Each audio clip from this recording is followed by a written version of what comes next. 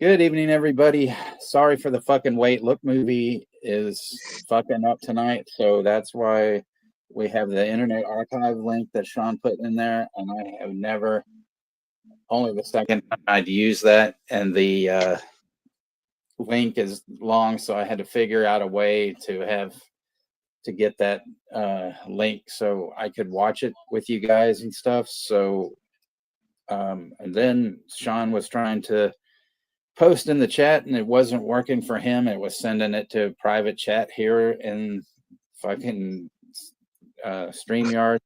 I guess nobody wants us to stream tonight or some shit. So anyway, so this is a long ass movie, and we're already like a half hour late.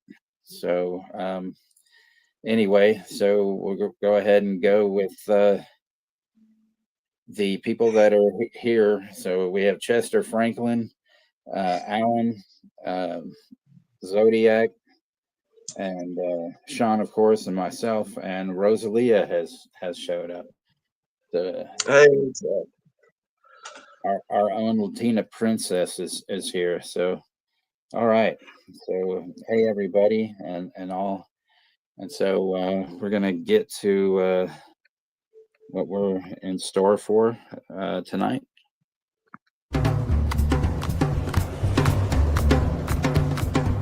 I can't believe it.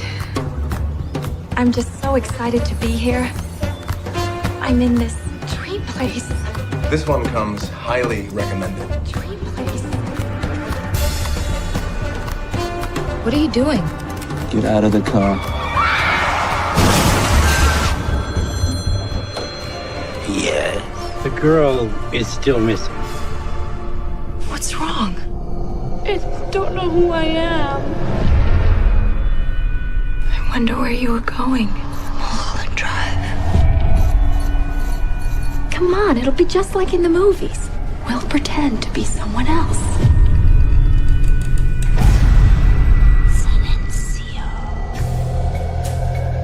This is all an illusion.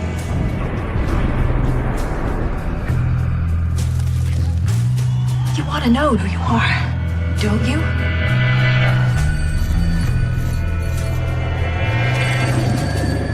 Where's this going? Mullholland Drive. It's been a very strange day. Getting stranger.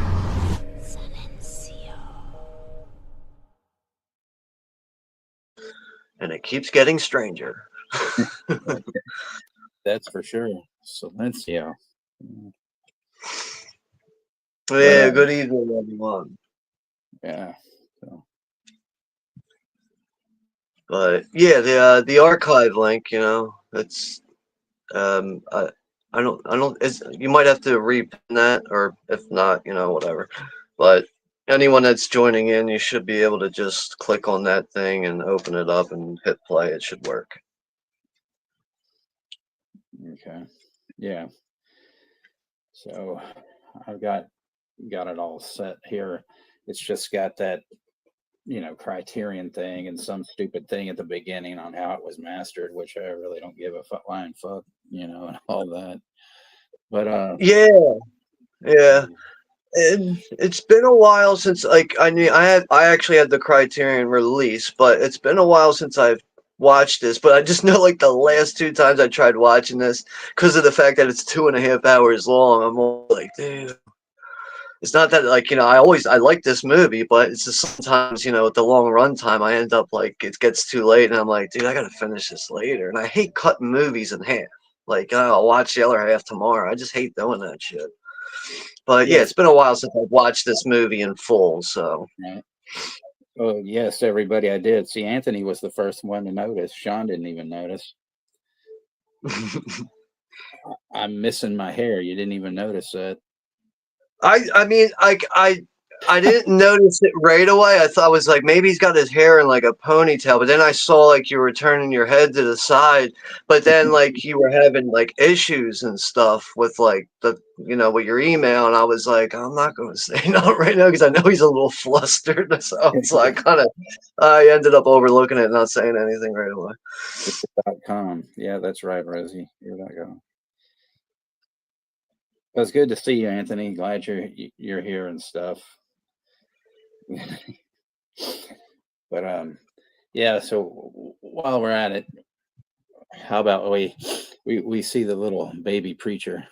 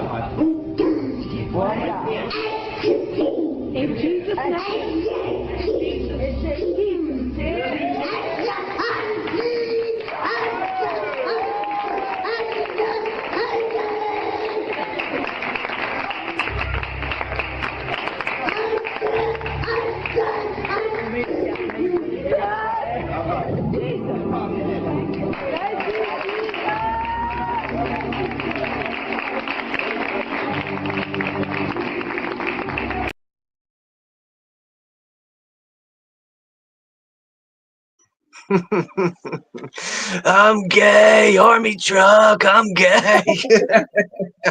I was like, what the fuck? But who's that? The next pope?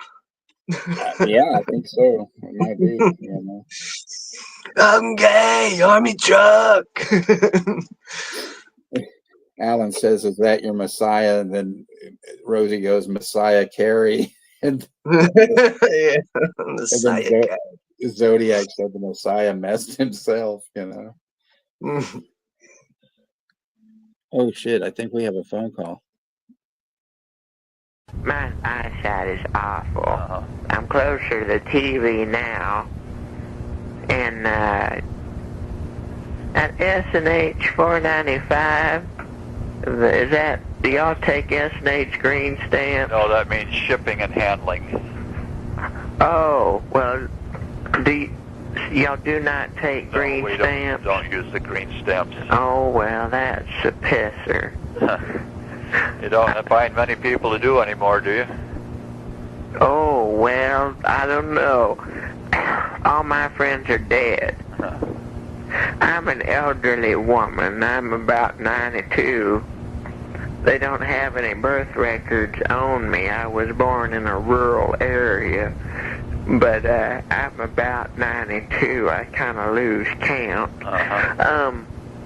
Well, I sure would like the bracelet, but I only have $13. Oh, dear. I'm sorry, honey. I only have... Wait, hold on.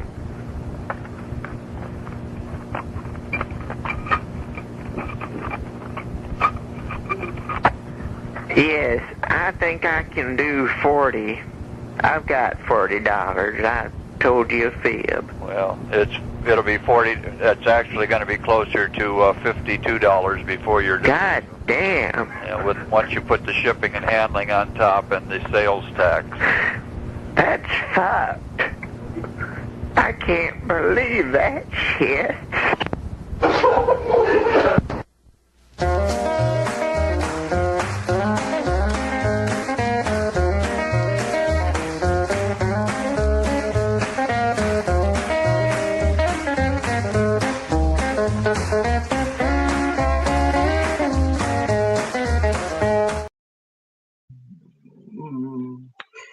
I'm gonna forward it down.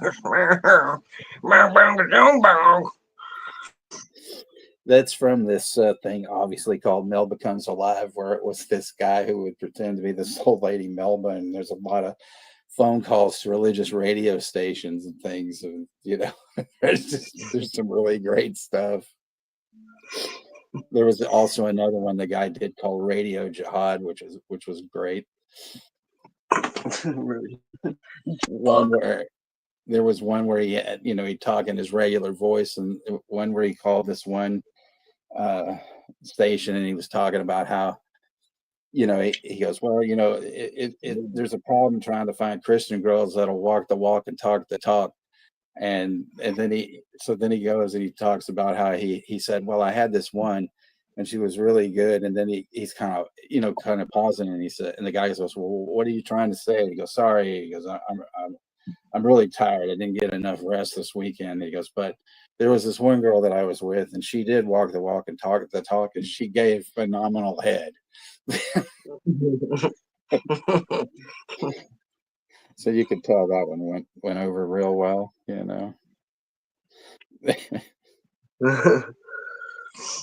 It sounds like a real keeper, a real gift for you. Put your Bible down and give me head. See, so there you go. All right. Well, we're going to go ahead and get this started in a minute and stuff. And so while we're, waiting for everybody to get settled in about 35 seconds. Drayton Sawyer!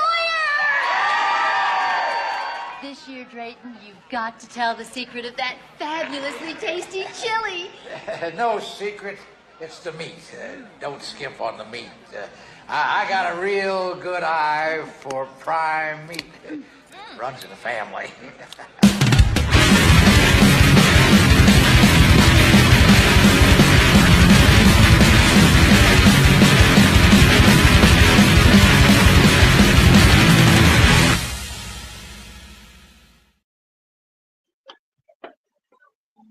Here's looking at you, kid. Absolutely. It runs in the family. So, all right, we're going to go ahead and start the countdown because this is a long one. And so we're going to get going here. 10, 9, 8, 7, 6, 5, 4, 3, 2, 1. Press play, bitches.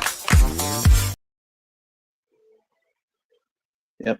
Press play, bitches. Silencio.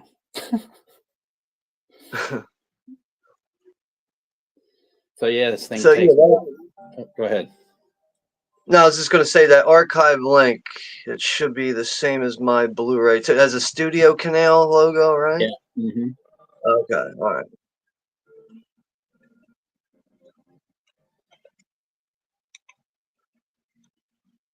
Yeah, this is, I mean, David Lynch's Mullholland Drive. This movie will make you have amnesia. Literally.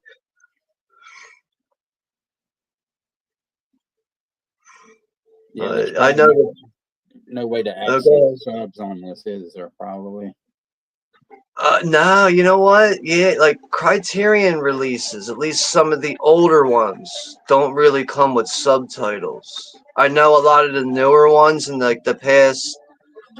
I don't know when they started doing subtitles. I think maybe 2020, 21, something like that is when they were like, oh shit, we're supposed to be the best company in the world releasing all these great movies, but we don't give anyone subtitles until now.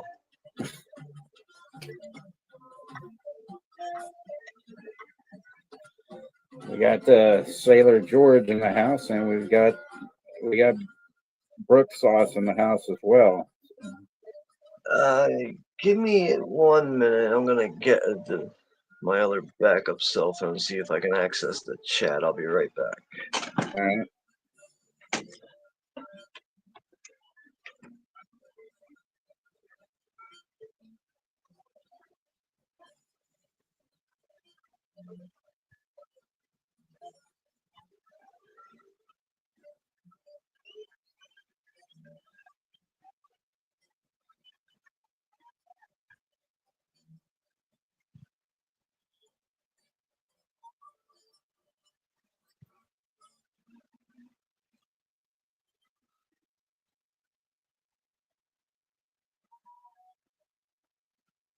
So apparently Naomi Twats is in this. I actually saw this in the theater back when this thing came out, and that was the only time I saw it. So it's been a long time. So you haven't seen this since 01. Yeah.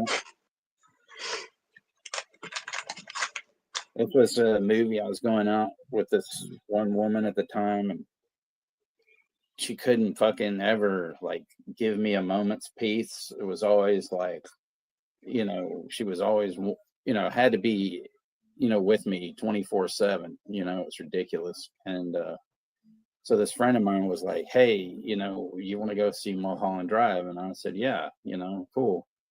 So anyway, she was like, "What time you want me to come over tonight?" And I said, "Well, I'm gonna be going to movies, and stuff. So, probably after that." "Well, can't I come?" "No, not really. I want to hang out, with my friend." "Well, I won't be in the way, let's, I want to go." And I go, "No, we're going to go see this movie that I don't think you're going to like." And then, but she insisted. So as soon as, the thing was over and we get to the car, she starts berating me, saying, "You just wanted to watch these lesbians. What the fuck?" And all this. I was like, Thank you. Thank you so much." It's barely like, yeah, okay, there's two women that like each other, but it's like the movie doesn't even like focus on that really. I know, it's just It's bullshit. such a thing that to be overlooked and just okay, whatever, like.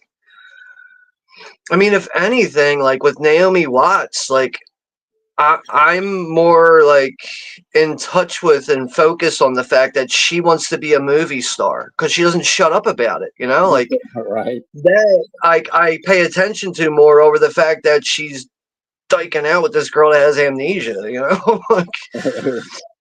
Like, Thanks, Sailor George. Yeah, the summer months, are coming, and it's going to be too hot here, and my hair, is a fucking mess. So yeah, I had to get it cut. Yeah. And Zodiac said, "Well, why do you hate lesbians?" That's what you should have said. Yeah.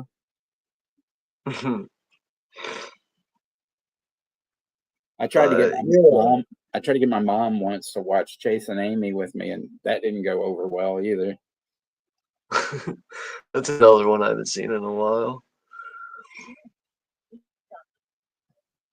But I think this is like, yeah, the car accident's coming with all these drunk idiots flying down this fucking curvy ass road in LA. Well, Mulholland Drive, I guess.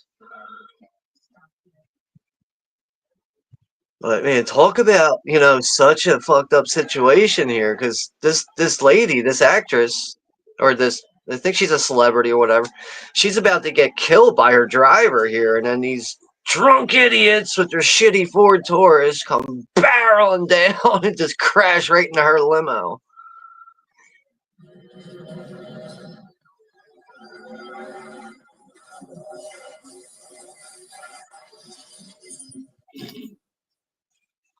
See, like with this being 2001, like that was actually like a real stunt. Like there was no computer graphics about that. That was all real stunt right there. We got smoke and we got fire. But yeah, she ends up surviving, the botched hit on her from her limo driver and the car accident. But yeah, so she survived it, but her head hasn't. Rosie said And we got Brooke and her are going to do the remake. oh god. And we have Undead of Night here, and he says, hello, text Sean and chat. Watched one of your guinea pig uploads, Sean. Those movies are not for everyone. Yeah. I've only seen the first one before, but I found them all online, even the making of, and I was like, I don't want to like lose the link for this. And I was like, you know what? YouTube's letting me upload 2 of these movies right now. So I'm just going to upload them all so I can watch them later. Like those are personally uploaded really for myself. But if anybody else wants to watch those movies, beware, man. Those are some graphic fun right there. Ooey gooey. But I believe, wasn't it Charlie Sheen? He was the one who like discovered those movies, and then like he called the authorities and was like, "Yo, these Japanese filmmakers are killing people in these movies and shit."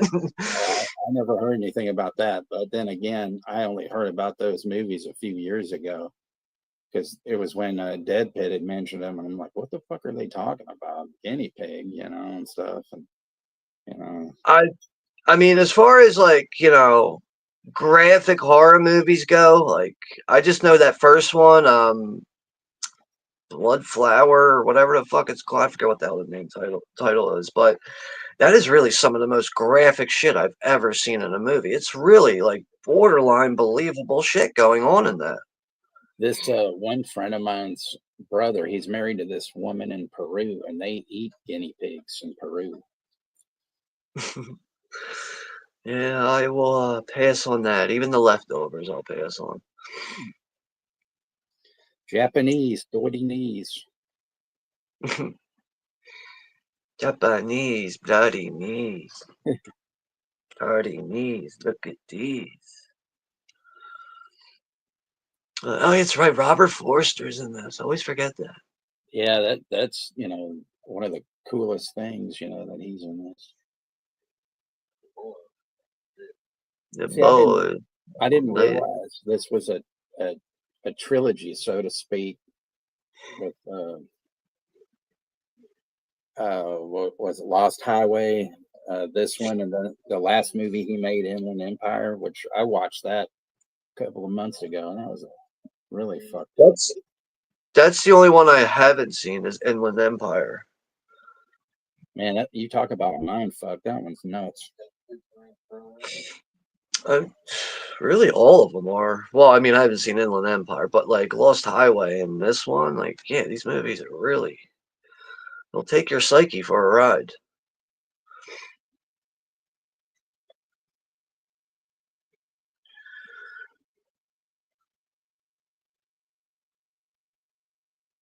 But I mean, me personally, like I like David Lynch. I will admit I don't like all of his movies. I do like him, but David Lynch really isn't for everyone.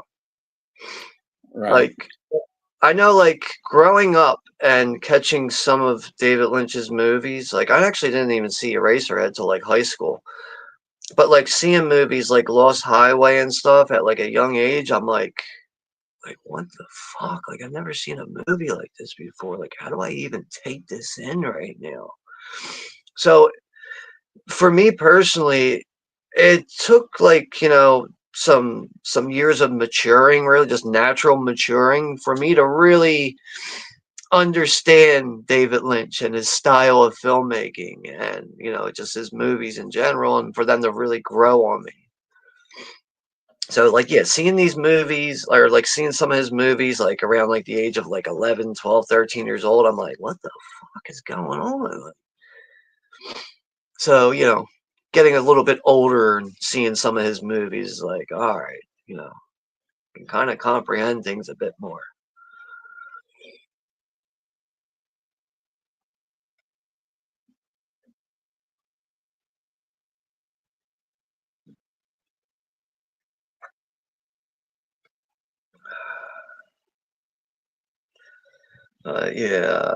So good evening there to Ashton Luck, Zodiac, Rosalia, Brooke. Okay. Yeah, Chester Franklin. What's up, Chester? Yeah, Tom over at Undead of Night. George, the Sailor Outlaw. Basically unscathed from that car accident, except she has amnesia, right? Yeah, she, and like physically outside of her body, yeah, she survived a botched hit from her limo driver and then the crazy car accident. But internally, her brain is a little scrambled right now with amnesia from that. But yeah, this scene really, first time I ever saw this, I'm like, what the fuck is going on here? And why is there a witch out back of this fucking diner? Like, what is going on here?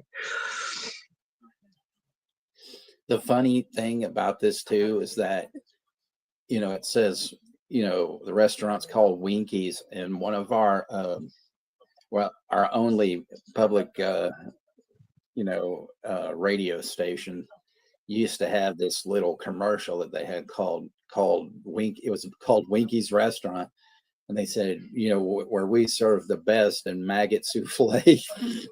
Oh, yeah, crunchy maggot souffle. So when my friend and I saw this, and it said Winkies, we were just like, oh my god, laughing, our asses off.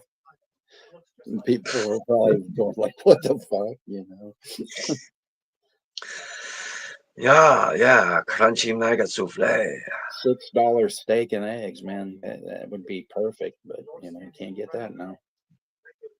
Yeah, it's probably like $13 now.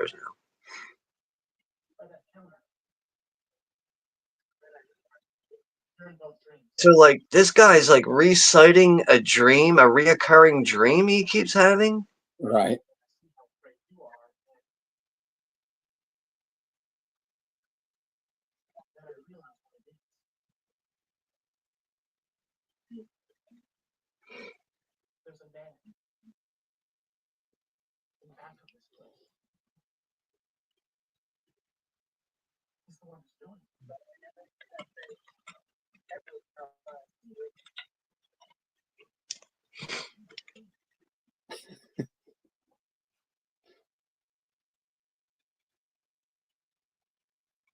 I never see that face ever outside and drink.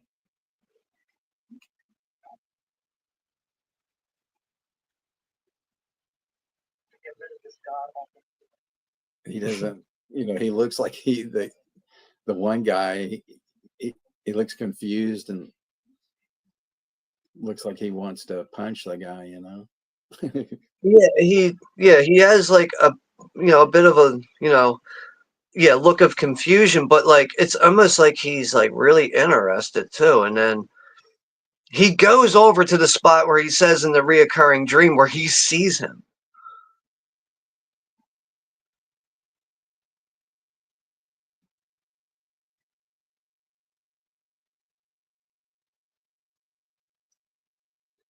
I think that guy too, not the guy with the reoccurring dream, but I think the other guy is in Twin Peaks, I think. That's another, another David Lynch related thing I haven't seen in a while is Twin Peaks.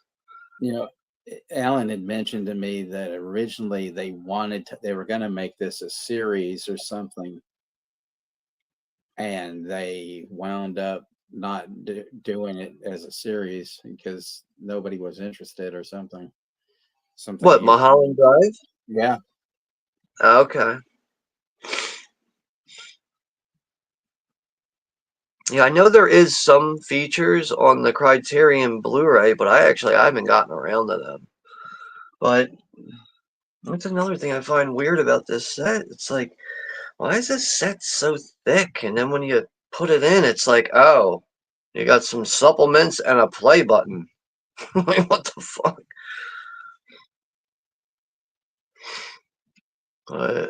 This is where he's talking about this terrifying feeling that he's having throughout his dream, and he's going out back of the diner now. And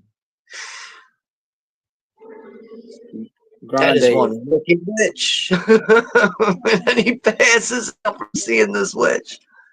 Grande is in the house and he says, yes, that's true. ABC refused the Mulholland Drive pilot and they added an ending and released it in theaters. Hey, what's up, Grande? Thanks for stopping by, man. Hope all is well with you.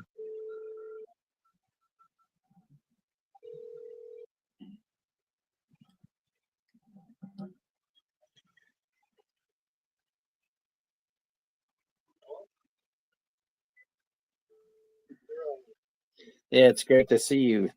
You know, I really enjoyed last week's show, and I'm sure tomorrow's will be epic as always. Yeah,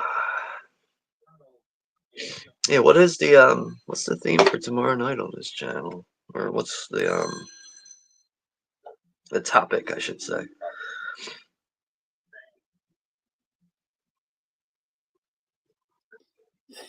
Fucking the old, you know, the dwarf is in this too, which is funny. Yeah. Like, what is up with that bright ass light? So close to that weird phone. It's like, what the fuck?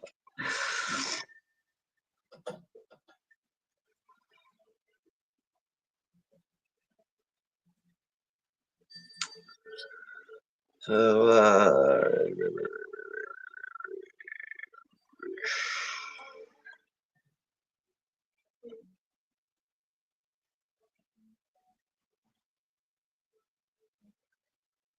this is where Naomi Watts now's taking her first trip here, I guess, to Hollywood, Los Angeles. I can't believe it.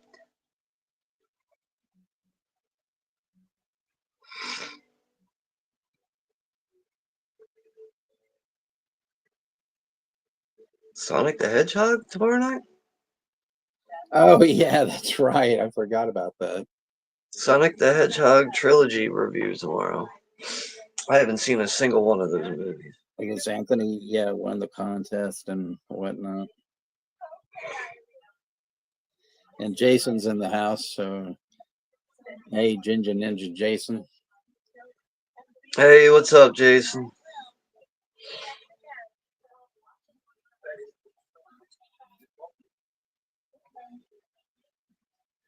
Yeah, she's supposed to be like this up-and-coming aspiring actress or some shit. You know, she tells her to be careful while she's lifted her wallet, you know. You think I was a sweet old lady, but you know, I'm a thief. Yeah, she like befriends like this like old couple. Like, good luck, Betty. We hope it works out for you.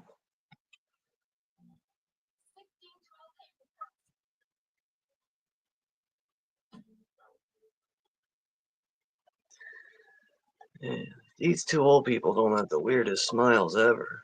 I don't know who does. Yeah, Chronic the Hedgehog Rosalie's.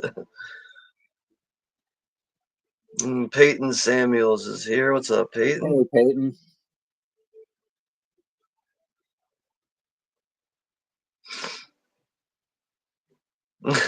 Grande saying, dude, the landlord's so scary looking. She looked like a Whoville. Thanks, Jason. Yeah, summer months here, it's unbearable. So I got, you know, sliced and diced and stuff. But I swear I'd never been to this place. That Jimmy goes there, and you know, he was like, you know, what's really good is to get a shampoo. And so I thought about it, and I thought, well, it's $5 extra. Why not? So I went ahead and got a shampoo, and it was great because the lady was, you know, she took her time and, you know, didn't do like a rush job or anything like that and whatnot. She didn't give you a rush job on the happy ending? No.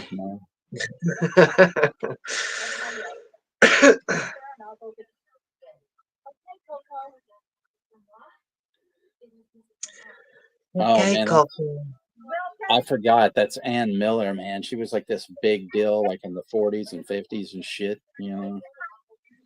Yeah, she has like Michael Jackson nose.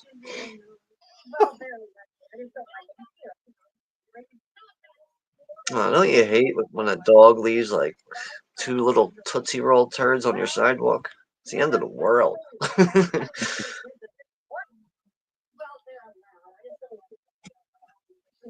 Summer queefing makes me feel fine. Grande saying he thinks this was Ann Miller's last film too. I mean, probably right. I wonder how old she was during this. You know, I'll look that up real fast.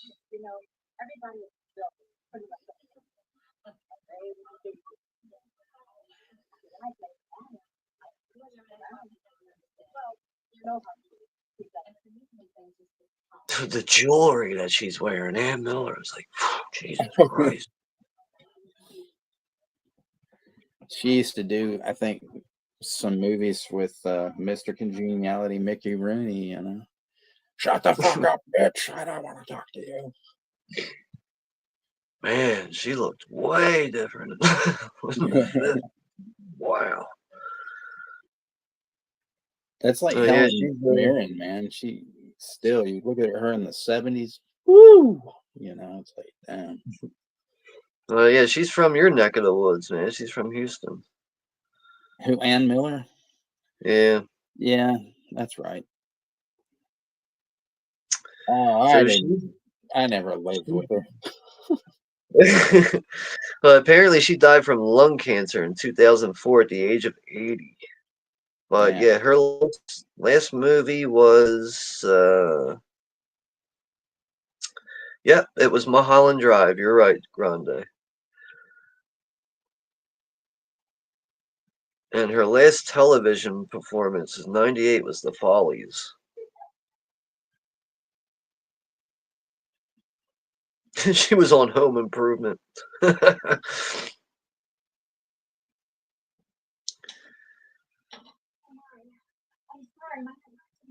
Oh, I'm sorry. I didn't know a naked broad was going to be in the shower. My aunt didn't tell me that.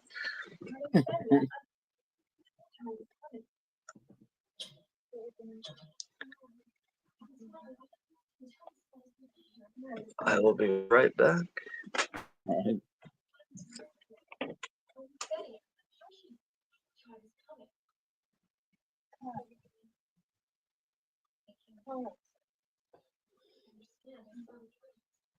I just wanted to take a shower, you know.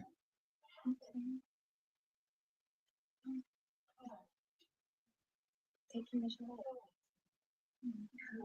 I'm sorry. I'll get back to that. I'm gonna get unpacked.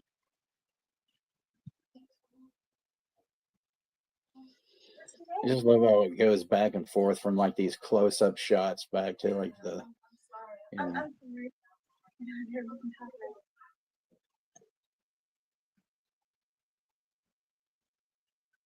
What's your name?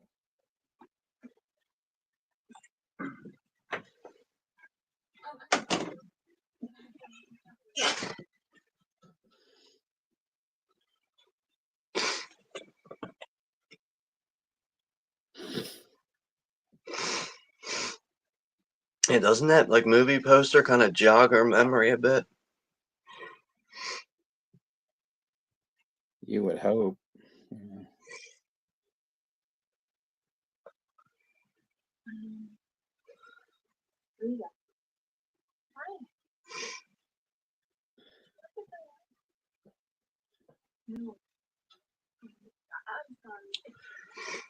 It is like the perfect situation for this one with amnesia, though.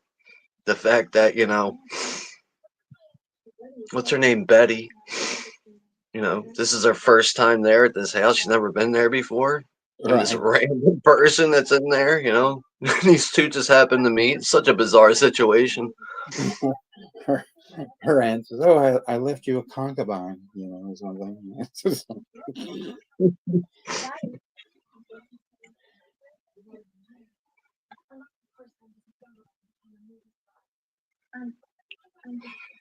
The Odd Life of David Goocher Green.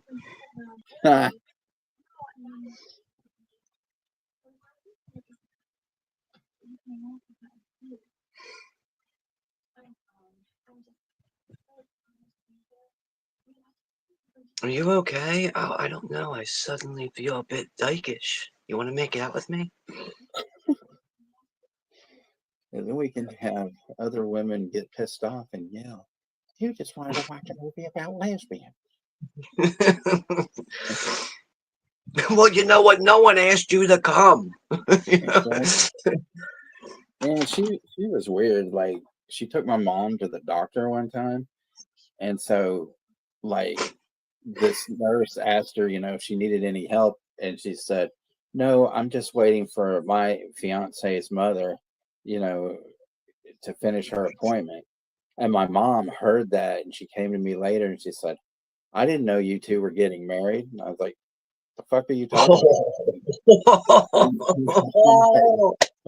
"What are you talking about?" She goes, "Well," she said, "I was waiting, I'm just waiting for my fiance's mother while and I'm like, "Well, that's fucking news to me," and stuff. She was, man, she was just kind of nuts. She even, like, one time came to my work and I wasn't there yet because, I would take the bus, and she asked one of the workers there what time the bus came, and he goes, "Well, he goes, 'I'm not sure, but I'm sure it'll be here.'" He's like, "Do you need some help?" And she's like, "No, no, my husband works here and I just wanted to surprise him." And he was like, "Oh, okay." And then he's thinking about it, like, who the fuck, it could be. And so when I get there, he goes, "Hey, that woman, is that you're not married to her?" And I go, "Yeah, no." I said, "She's an ex of mine. I'm not." And he goes, "Oh, she said she was waiting for her husband." I'm like, "Oh, fuck." Yeah, I'm just waiting for my husband, Timothy McVeigh, to show up in a rider truck. Something like that. It was just ridiculous. I was like, what the fuck? Like, what if she ended up getting you fired because of that? Like, Yeah. all right, maybe the chances could be slim, whatever. But like, what if that ended up resulting in that? Like, yeah, I thank you. Now I got fucking fired for you showing up. Like, like what if that one day too, like you were like 15 minutes late or something?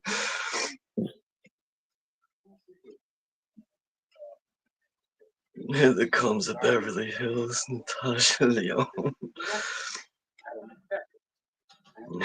There's something about Mary. That's right, Justin Theroux's in this. I think that's his name, right? Justin Theroux? Yeah. That Canadian guy that was like married to Jennifer Aniston or something like that. He's in, I think he's in Inland Empire as well. Laura Dern's in that too. Yeah, I need to see that one. I still haven't seen that. Doesn't like the poster art like kind of have like a black and white kind of color scheme to it or something? Or am I thinking of something else? Let me look that up. I feel like the poster art's kind of got like a black and white look to Inland. No, never mind. I'm thinking of something else. Laura Dern, yeah. Oh no, never mind. I'm right. It's because of the Criterion release. Here it is. That's the artwork. It's got like this black and chrome kind of look to it. Like, yeah, I know I've seen that poster before. And it's such a weird wheelchair that creepy guy's in.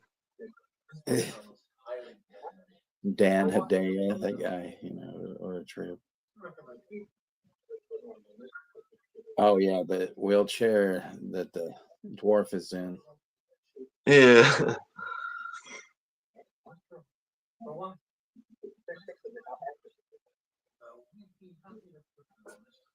I know at one point, like, I forget why he's always carrying that golf club. Maybe he's a golfer. Who fucking knows? But I just know at one point he like, I think he like almost gets like hit by a car or something. He like takes the golf club and like smashes it on some guy's car at one point.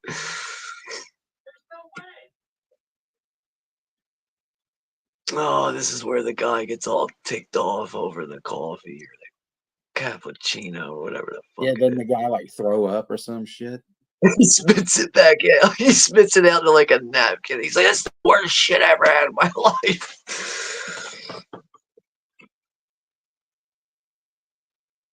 See, like, this is what I mean, like with David Lynch movies, like seeing these at a very young age. I'm like, what the fuck's going on here? Like, it like took me like a few more years of maturing to understand his movies a bit more.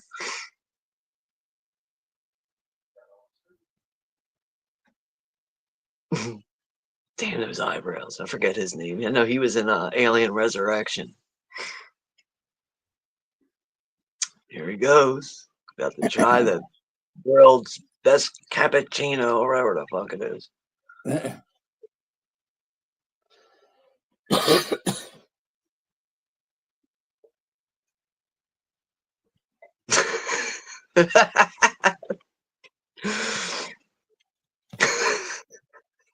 He's all.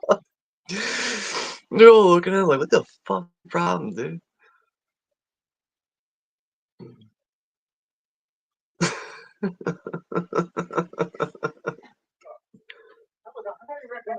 That was a highly recommended cup of coffee. What's going on here? That girl is not in my film. The finest espressos in the world. What's going on here?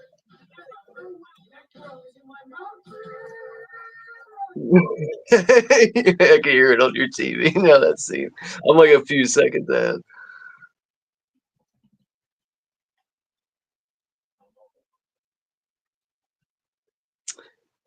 I forget that guy's name. And isn't he also in Blood Simple? That's that Coen brother. Dan Hedaya. He was on Cheers, and Casey Kasem's wife, the ex-wife or whatever, widow, the one that allegedly, treated him, really bad. His kids, sued her and shit. She played his wife in Cheers or whatever. Oh, this is where he uses the golf club here. This shit's funny, man.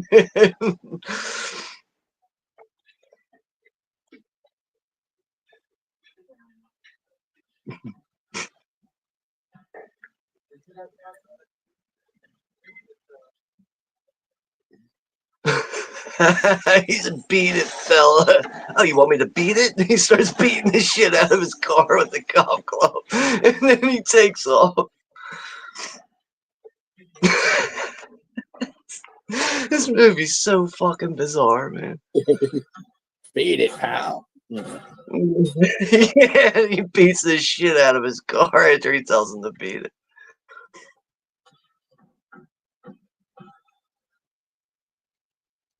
Yeah, Clown in the Cornfield, Ashton, it is coming out this week. Friday, I think.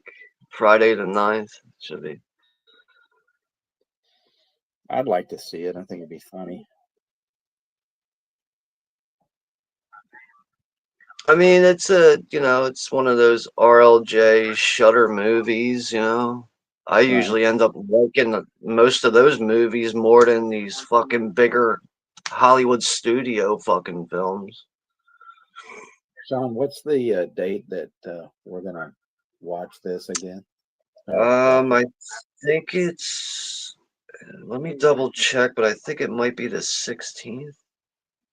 Let me double check that. I can't believe for a second there I was like, "What's my channel name?" I couldn't remember my channel. I just realized, the dwarf. They made him look taller with this, and he's got a cancer kazoo. Oh yeah, that's right. So yeah, we're doing that on the 16th, which I believe is a Friday. Yeah, not this Friday, but the following Friday. We'll be watching Lucio Fulci's The Beyond, the bizarre Italian heavy hitter.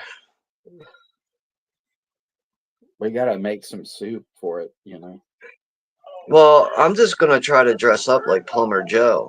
You know, have a pipe, a long black beard, and a bandana on my head, and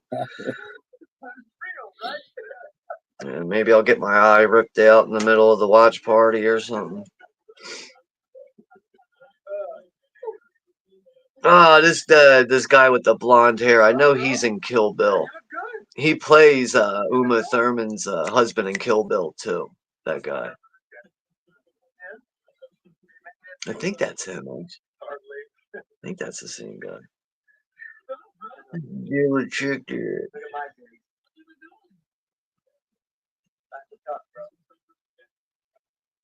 Dude, the way this scene plays out here is really just like I still can't even believe someone conceived this whole idea to put in a movie. It's just so fucking crazy.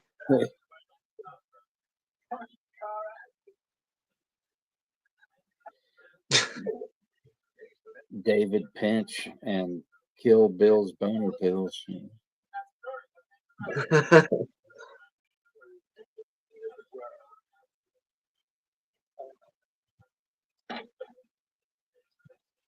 Talk about a homemade fucking silencer.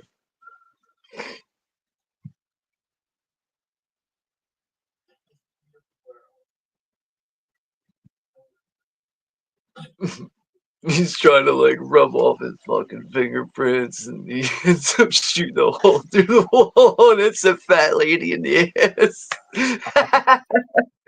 Oh man, he's like, "Fuck, man, I can't believe this shit."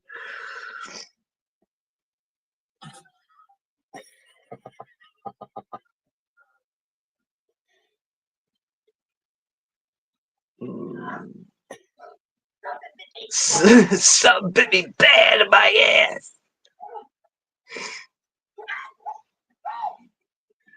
You know, he's like, fuck, now I gotta kill this fat bitch. You know, like,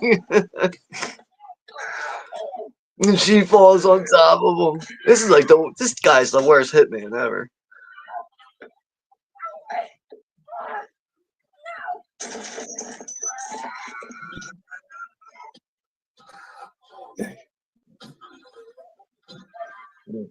Who is that? Melissa McCarthy? It kind of sounds like Melissa McCarthy.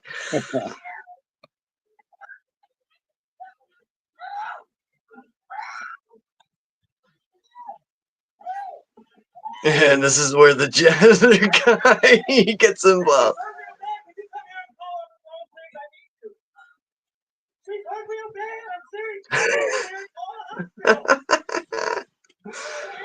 This guy knows. He's like, what the fuck, man? Where does David Lynch find these people, man?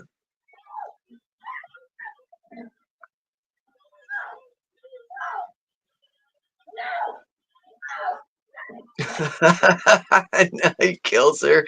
She happens to be in front of that bullet hole. No, he's killing the janitor. Jesus Christ. Think about fucking killing, killing 3 birds with 1 stone. You know, like, what the fuck? He turns the vacuum on, you know. Yeah, and he's still trying to wipe fingerprints off this shitty fucking homemade silencer gun. And he shoots the vacuum. Like, dude, get out of there. Like, now.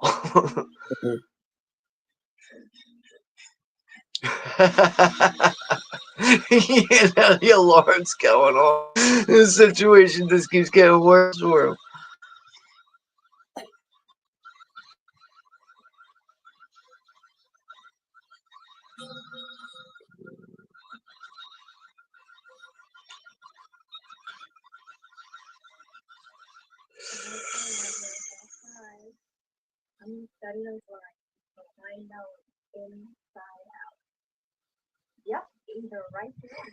I'm gonna study those lines. I'm gonna eat that muffin till I'm inside out.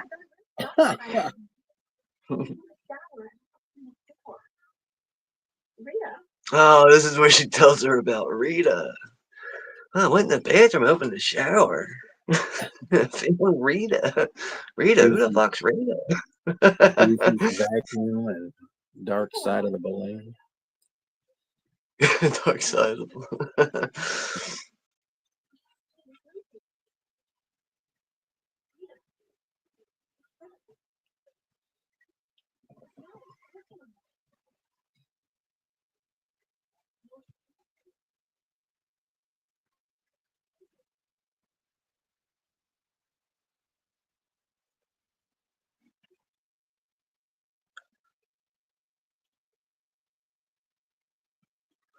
Rita, you got some splaining to do. I think I misunderstood. I thought you knew my life, and that's why you understood. I just talked to my aunt on the phone, and she said I think, like, I don't know, any regular person would be like, yo, get the fuck out of here. Who are you?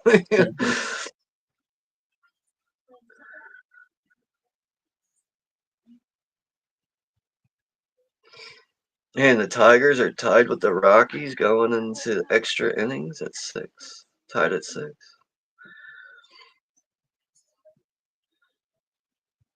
Doofy's vacuum. Actually, I have a clip of that on my channel. The Doofy's vacuum scene from the fucking scary movie or whatever. When the man clean my room. The fucking scene's hilarious. Leave me alone, clean my room.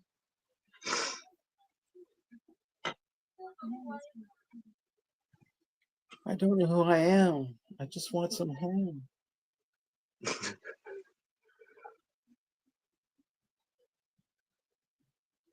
This is where they fall in love. I feel your tears, baby.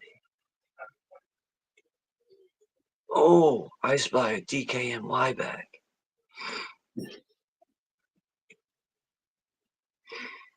No, clean my room. I wish I could do that guy's voice. You know, that guy should have won an award for that fucking performance. I swear to God, that shit's so fucking funny.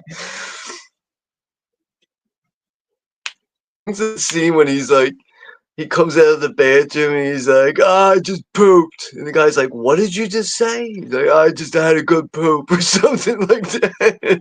Oh, yeah, I just had a good poop. Balloona Duke. The Baba Balloona Duke. Balloon dog taints. Cock stock and 2 smoking barrels.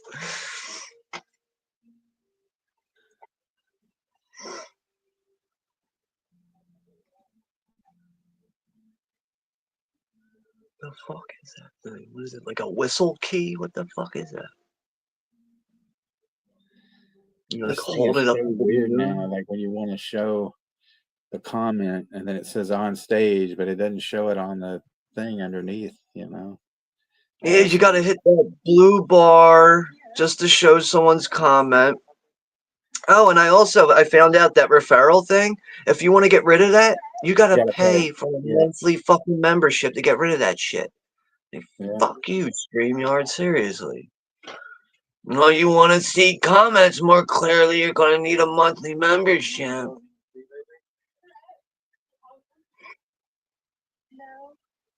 I didn't know people put pickles on hot dogs. Okay. That girl's got some nips going through that shirt. Yeah.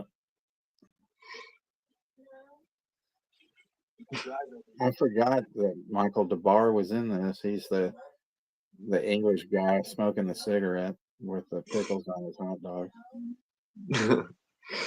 And they weren't like long pickles. Like, I guess if I was gonna have pickles on a hot dog, I would prefer like a sliced long one, so it's like fits the long roll. But he's got like these like chip cut pickles on his fucking hot dog. So weird looking.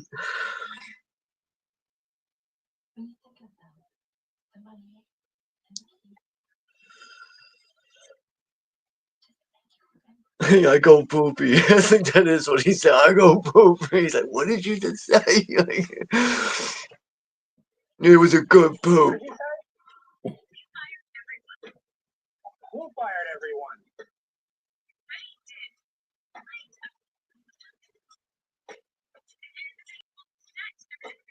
I mean, shouldn't Naomi Watts be out trying to get a job? Yeah. Well, now she's all wrapped up in Rita, and I came here to be a Hollywood star, but now I'm turning into a fucking dyke ass stripper or something. Wrapped up in PETA. Yeah, wrapped up in PETA. This Justin Thoreau guy kind of sucks. Yeah, his character's a bit douchebag. He's a bit of a douchebag, I guess you could say.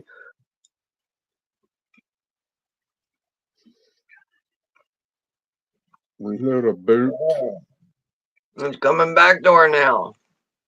She remembers she was almost killed on Mullholland Drive.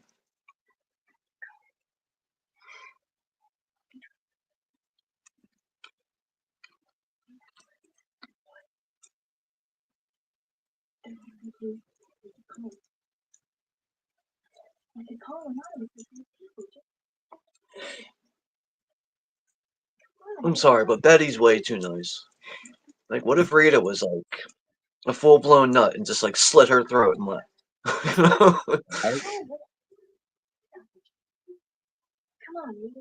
I don't know. If I was in a situation like this and I didn't flip out and tell her to leave, I wouldn't be sitting on a couch that close to her.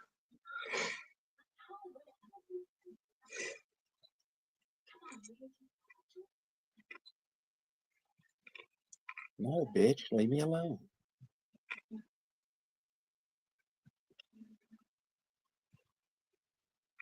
And then all of a sudden, Napoleon Dynamite walks in. Gosh! I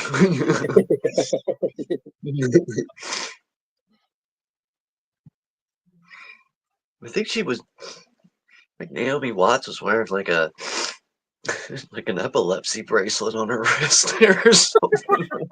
I think she was.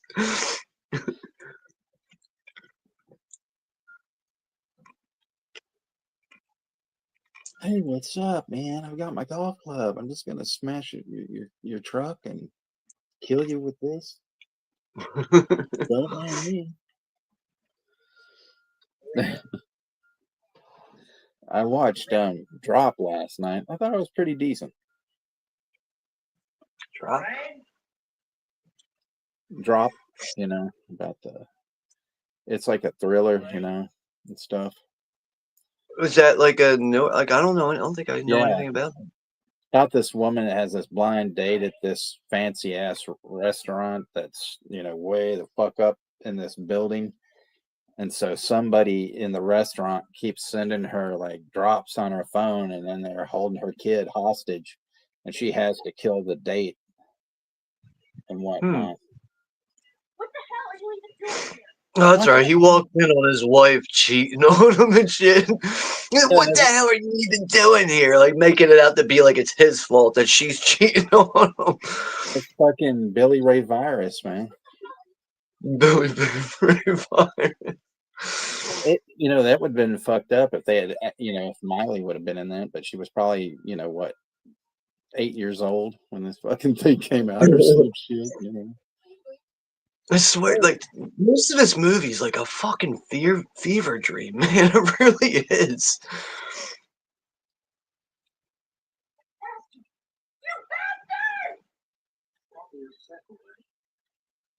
All right, Billy Ray Cyrus. Like, what are you, a fucking counselor, fucking coach, or like a marriage coach or something?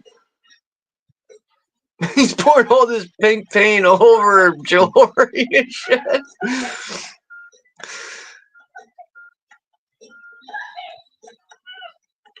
But you know, like one thing I find like pretty bizarre, like from here on out, he's got this pink paint all over his wardrobe for like the rest of the movie. It's like, what the fuck, dude?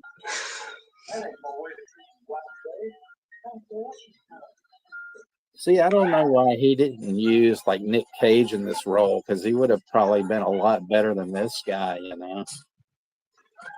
Well, I'm sure 'Cause, I Nicolas mean, Cage is probably auditioning for like Snake Eyes or something or whatever fucking movie he's doing. because he, you know, Probably Ghost Rider. he's fucking great in Wild at Heart. That movie's awesome as fuck. Yeah. Speaking, that's another one I still need to pick up. Another David Lynch movie I got to pick up. Fucking Willem Dafoe blowing his skull cap off, you know, when he trips on that rock and his fucking sawed-off shotgun goes on. You know, that's a movie I wouldn't mind doing a watch party for.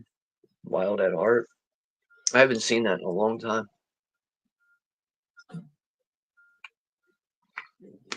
Blood on his face and pink paint on his clothes.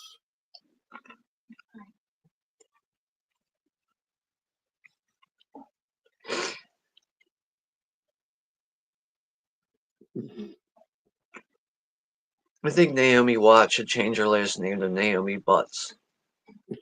Or twats, you know. Oh, yeah, twats. I'll do twats. Debbie does twats. Or Debbie does demons.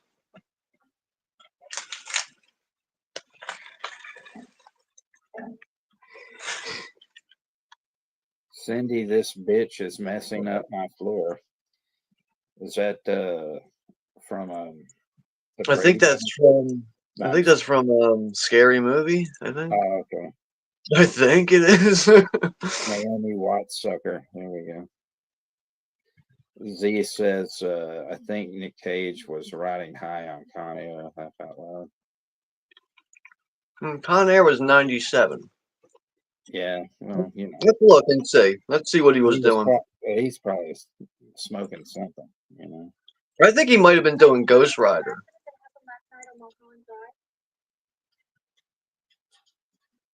First Ghost Rider was decent. The second one was a pile of shit. Yeah, kind of like the Scorpion King movies. Right.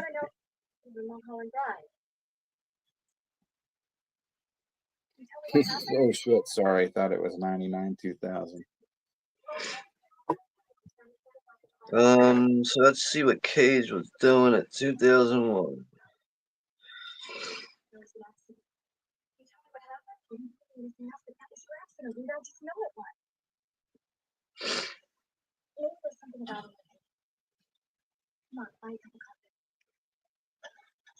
Jesus Christ, this Wikipedia is so fucking long. Jesus Christ, Nicolas Cage.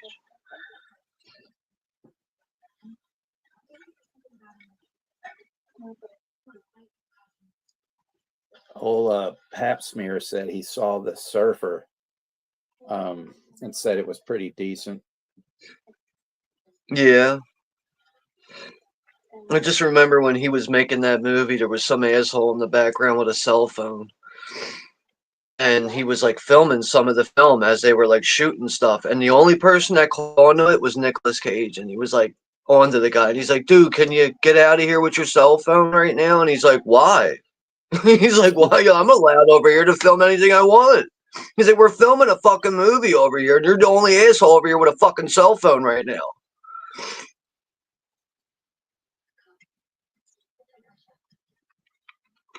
Going to Shardy like it's 1999. What the fuck was he doing? Nicolas Cage. I know that horror.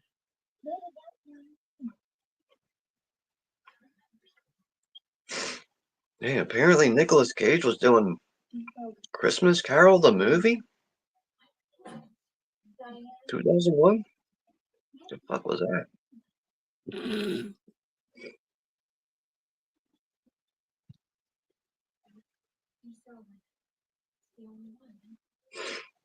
Yeah, he was doing Christmas Carol the movie and Captain Corelli's Mandolin. Man, I remember that name, but I don't remember anything about that shit. I think if Nicolas Cage, if he was like offered this movie over those two, he probably would have been like, yeah, fuck this Christmas movie. I'll do the Mullholland Drive. So, yeah, I think you're right there, Tex.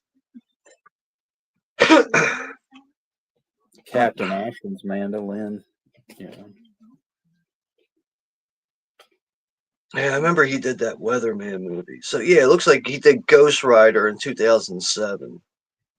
Fucking. I always forget he plays the Fu Manchu in the trailer of Grindhouse. Oh, this is my Mecca! Man, Weatherman is fucking great. I love that movie. I just remember in the trailer, like some guy like throws a fucking cup of coffee at him. He's like, "You fucking liar! You said it was gonna rain yesterday or something." He throws a cup of coffee at him. What's really killer in it is fucking, Michael Caine's in it, and there's that, at one point somebody throws a fucking Frosty and it hits, Nicolas Cage and it's all over him, and then he runs into him, or he's supposed to meet him, and he goes, "My God, what is that?" And he goes, "It's a Frosty, Dad." "What's a Frosty?" And he goes, "It's a shake." and then it's like his kids. It's like he has a daughter and he has a son, and the son's played by a very young Nicholas Hoult, and the daughter, because he's estranged from his wife, and he's trying to, he gets along with the son okay, but he's trying to really get along with the daughter. God, this big old beefy guy is beating that chick up. So anyway, Yeah. so he says to her, he says, "Well, how are things going, at school?" "Well, the kids call me Camel Toe." And he's just like, "What the fuck?" Oh my God. And the thing is, so he's flipping the fuck out, when he calls his wife, or he sees his wife, "The kids are calling her Camel Toe," and then so he asks her, he goes, "Well, do you know what that means?" And she goes, "Yeah, it means, a camel's toe, because it looks like this or that," Oh my God, it's so great. I almost spit my soda across the room. I saw that. I was like, "Oh shit." It's like the last thing I was expecting to hear you say is camel toe. Have you ever seen it? No, I've only seen like the trailer, and I know like here and there, like it would come on TV sometimes, like back when I still had cable at that It's time. really, I think it's a great movie. And then he did this other one with Billy Bob Thornton after that, or around that time. Or no, wait, no, that was Cusack, I think. But he did, but that one was really good. And then he started having a string of like shitty movies, and then he got back into it, Yeah. I think Justin Theroux for like the rest of this movie, he's gonna have that pink paint all over him for like the rest of the movie, if I remember correctly. Like, imagine like the wardrobe unit's probably like, "All right, look, make sure you don't lose this jacket. We have to have it, everything looking right here." Yeah.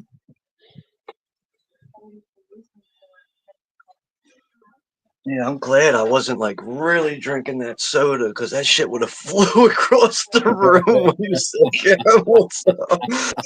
Like it was just hitting my lip, and I was like, "Oh, I gotta get that back in the fucking soda there."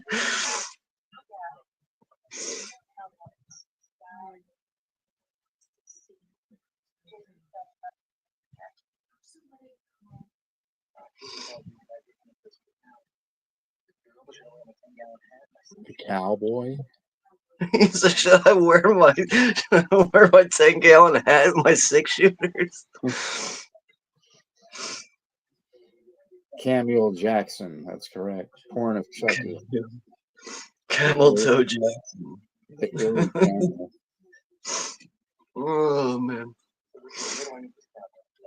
Fuck, man, if I find that playing somewhere and shit, we should do a watch party for fucking The Weatherman. That's such a good movie. Why? It's not on LookMovie? Well, I mean, it might be. I just, but I mean, I'll look it up real fast. all right.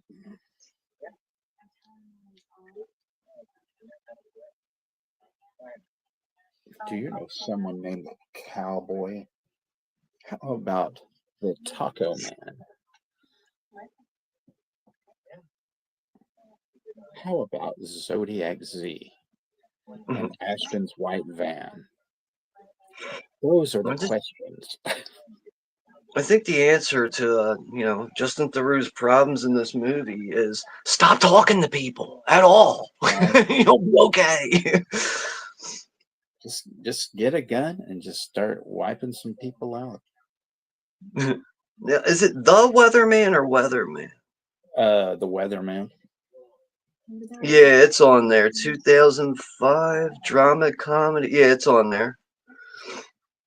And I'll double. It's funny. The poster, he actually has the Frosty on him. Yeah. Let me see if I can fix that real quick. It's the light's too bright on that. But like you can like see like the Frosty and the spoon stuck to his jacket. It's just so fucked up because people are always throwing shit at him, and like they'll drive by, "Hey, Weatherman!" Shit. Yeah, he's got that Frosty and the spoon stuck to his jacket.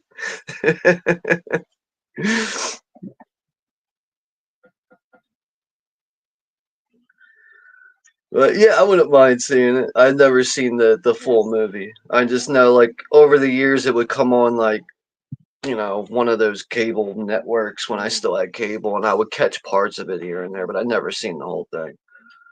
It's a Van Bingo party. But I think this lady's the witch from the weirdo guy that had the dream at the diner earlier in the movie. In Inland Empire, there's that I think her name is Grace Zabriskie or whatever, or the one that she was in. She played I believe Laura Palmer's mom or whatever in Twin Peaks.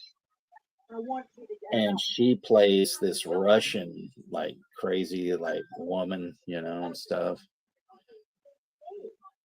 In fact, fortunately, I was just on my road to say, Betty's a young actress, and I was just to bring some point thinking and seeing for a big audition. Well, here they are. Dude, like every scene, Ann Miller has some like elaborate earrings on. Like every scene, it's just like her earrings change. They get like more crazier and more elaborate. She's got that Chinese waitress, thing on too. Yeah, that Chinese like robe or whatever. Maybe she'll start speaking Chinese the next time she comes back in the next scene. Ah, you want some fried rice? Look at me. Louise, I'm gonna put a fork in your eye. Oh no, the amnesia is kicking in again. I'd be like, all right, get the fuck out of here. You gotta go.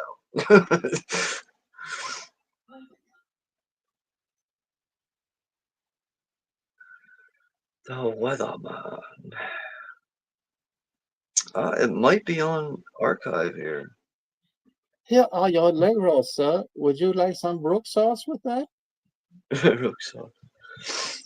Ah, these are trailers, motherfucker.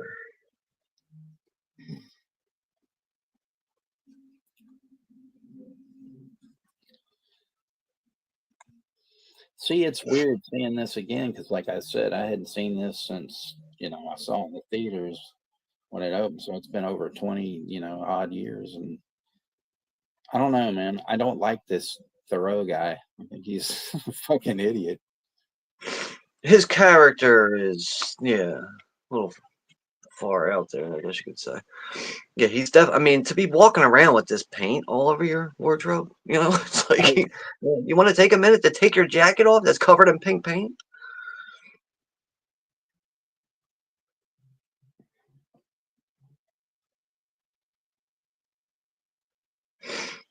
Maybe Jennifer Aniston and Leprechaun will show up in this scene. I was gonna say they could have just made him a cardboard cutout of like Steven Seagal and walked him around or something. Steven Seagal. Yeah, I can't find the Weatherman on Internet Archive, but it is on LookMovie. The Terrence stamp is going to be 1 hour 7 minutes.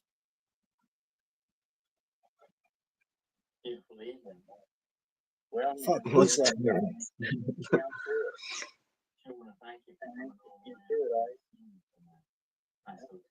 What's this actor's name? The cowboy. Who's that? I forget his name. I just know he's another strange one.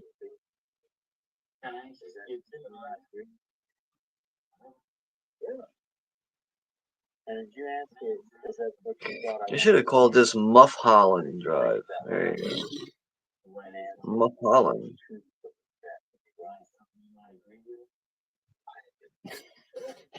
Fucking Zodiac. Justin the idiot. You know. Justin the idiot, the real. Jennifer Aniston. Yeah. She's been on the top of my shit list for years. Aniston? Yeah. It's too long. I can't believe she won't talk about the Leprechaun movie. And it was that was her foot in the door to get in the acting. And she can't talk about the Leprechaun movie for 30 fucking minutes, maybe? I should have, threw that in her face, What about the Leprechaun, Apparently she gets pissed when people bring that shit up to her. Like, legitimately, she'll get pissed if people bring that movie up. Well, she's a bitch anyway. That's why she's on the top of my shit list,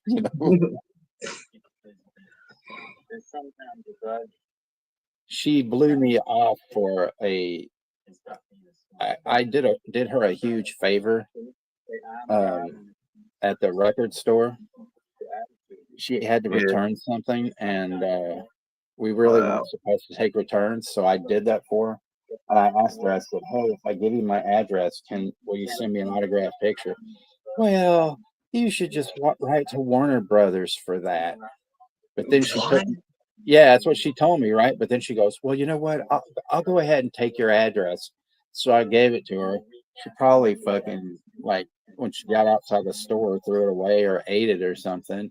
I was like, this bitch, fuck. Ain't no big deal. She just signed something for you right then and there, actually. Well, I know. I should have thought of that. I didn't think of that at the time. She probably, But like, why don't you just write the Warner Brothers? I would have been like, what? Like, why don't I just backslap you and go to fucking prison for a couple of weeks? Actually,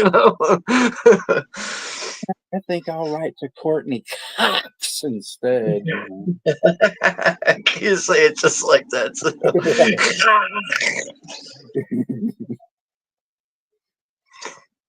Or you should have started singing the Friends song. I'll be there for you, just like how you're telling me to write the Warner Brothers.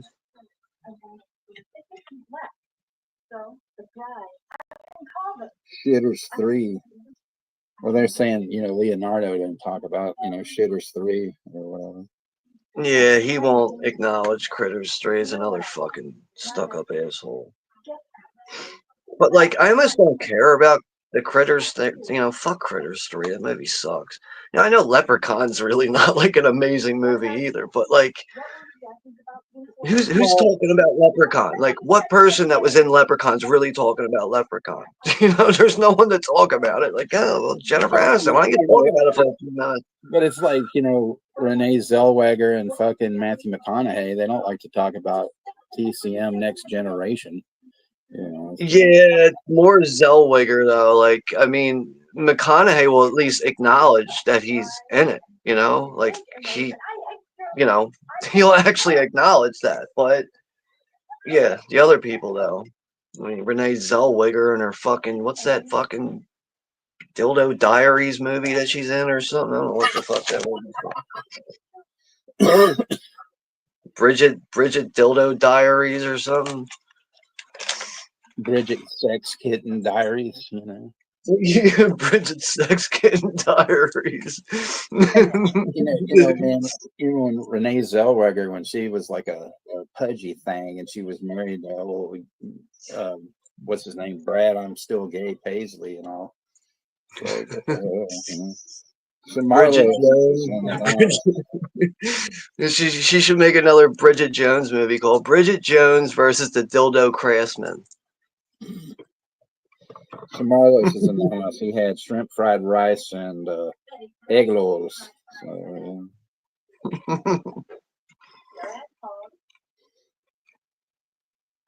glad to hear you're doing good. Bridget, or like, she should have become an anorexic, and she could have had like, Bridget Bones.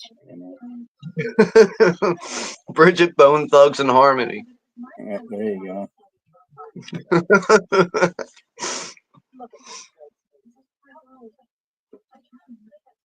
Honey, you're a good kid, but what you're telling me is a load of horse crap. Even though it's something to be like, now I'm going to trust you to sort this thing out. Don't say you're a good leader. I think there's like another scene in this when like the dog, she finds like Ann Miller finds more dog shit on the sidewalk and she gets super pissed off. Well, she's already pissed at her because she said that this is a load of horse pucky, and stuff. Pucky. Yeah, Bridget Boner Killer Diaries. There you go. Bridget Bone Thugs and Harmony. It's like, have a sandwich, bitch. That could be the tagline of the movie. Have a sandwich, bitch. Eat something. Have a sandwich, bitch. See you at the Bridget Roads, so you won't be lonely.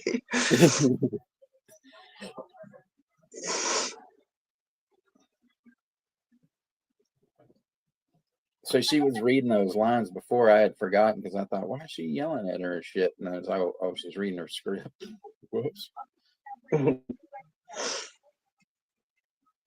Maybe she's talking to her own box.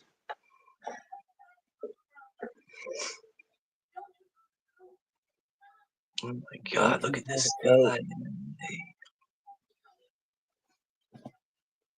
I finally made it. Bridget Kidney Stones Diarrhea. Jesus Christ. Bridget Kidney Stones Diarrhea. And 59th came in. He had been saying he was going to try to make it tonight, so I'm glad to see him here. Thank you for coming. Yeah. Thanks for stopping by, 59th. Good to see you survive the night. Oh, I forgot. What's his name from Return of the Living Dead's in this? What's his name again? Oh, fuck. I don't remember. But then Chad Everett's in this. He used to be on this TV show I used to watch it when I was a kid called Medical Center. I should know his name, too. What the fuck? I'm so bad. Geezer's name. I'm so bad. Zombie, though, in a few minutes. James Karen. That's his name. James Karen.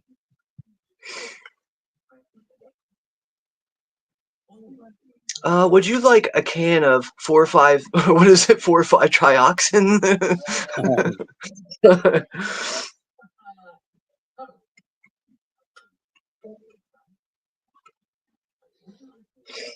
Have a good night, Chester. Thanks for coming in and everything.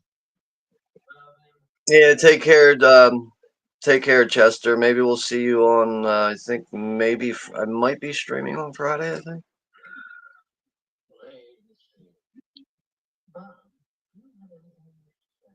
Damn, that actor. Why is he so orange? Oh, the one sitting down there? No, the one right next to Naomi Watts. He's really orange looking. Jesus Christ. That's the guy Chad Everett I was talking about. He played a doctor on Medical Center. It was a show I watched when I was a kid in the 70s. That guy looks like orange Chinese chicken, man.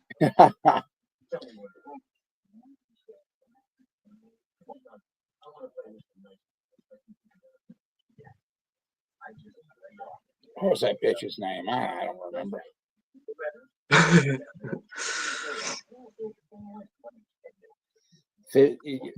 Rosie says 59 is Peter Dinklage's fave sexual position. Oh god.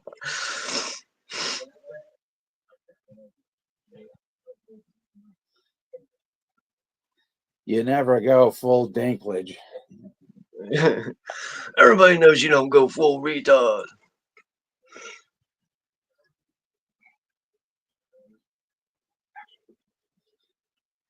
Yeah, she's about to kiss the orange guy. Just grab my honker and don't pull it too hard. The guy probably smells like mothballs.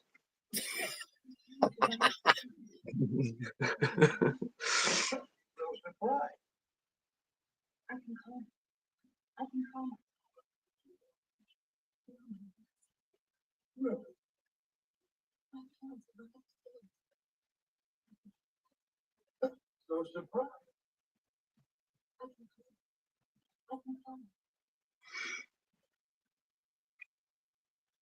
Damn, he's getting all up in that Naomi butts. Yeah. Yeah. His hands look like fucking catcher's mitts, shit. Swimming will give you Dinklage.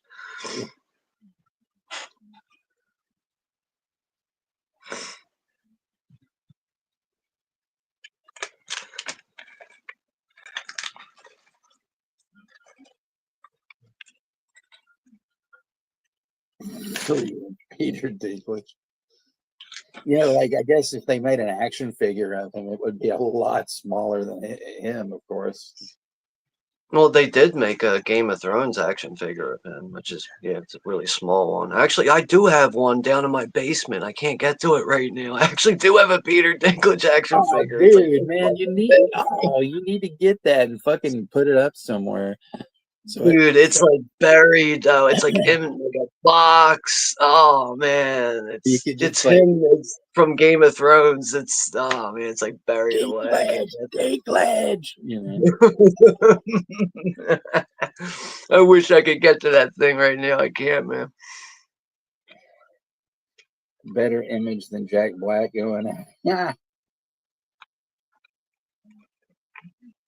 And I know he has like a cup in his hand with the action figure. He's got like a black cape on. He's got like a cup in his hand. He's begging for money. Panhandling throughout the Game of Thrones. Zodiac says he's never seen an episode of Game of Thrones, and I go, well, I never have either, so fuck it. Shrinky Dinklage. Peter Dinklage is actually really good on that show. Well, that's okay. 59th. We're all over the place tonight, and we're very comedic.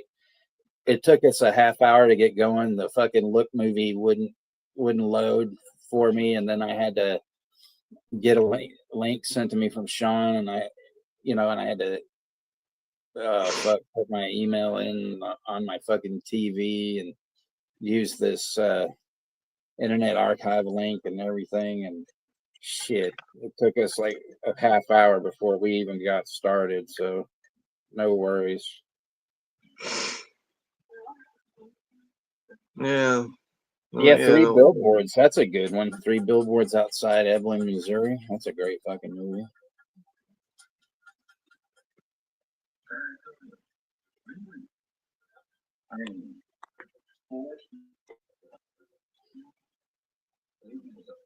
Yeah, Rose is on fire. Z's on fire. Everybody's on fire tonight. Shit. It's a shame the one that requested this movie's not here. I know. And fucking Shultzy didn't show up. He'll probably watch this back and be all like, I'm going to murder you. Shultzy happens.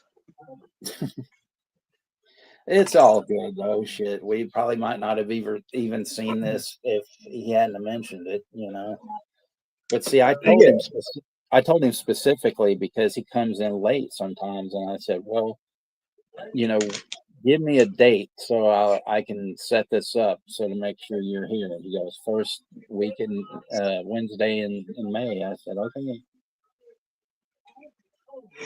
That's honestly, Like, I mean, I know, like, since I picked up the Blu-ray, like, maybe like a year ago at this point, I tried watching this like 2 different times, and it got like, the runtime was so long, and it got late at night. I'm like, shit, man, I gotta cut this off and watch the rest of it tomorrow, and I wouldn't do that. So this is actually giving me an excuse to finally watch the whole movie in one shot.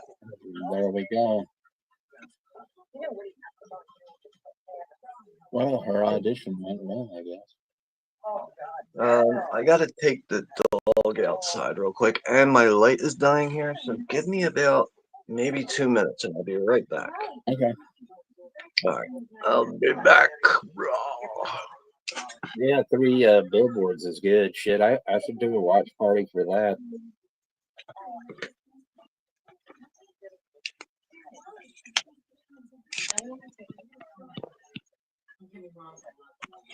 You know, a really interesting flick is this one by Takahashi Miike called Gozu, which means cow's head. And it's very David Lynchian. And there was an interview on the disc where he talked about, they asked him, was David Lynch an influence on this? And he's like, oh, very much so. So there we go.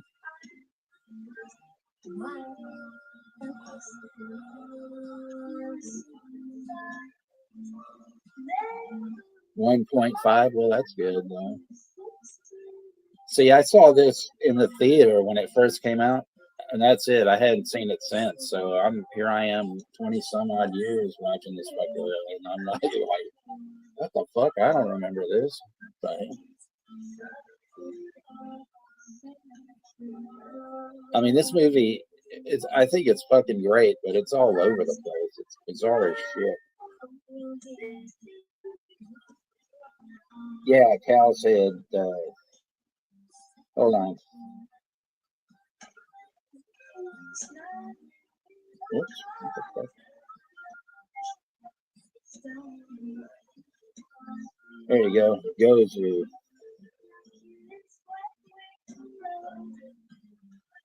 Did they need a lawnmower to cut my hair? No, they didn't.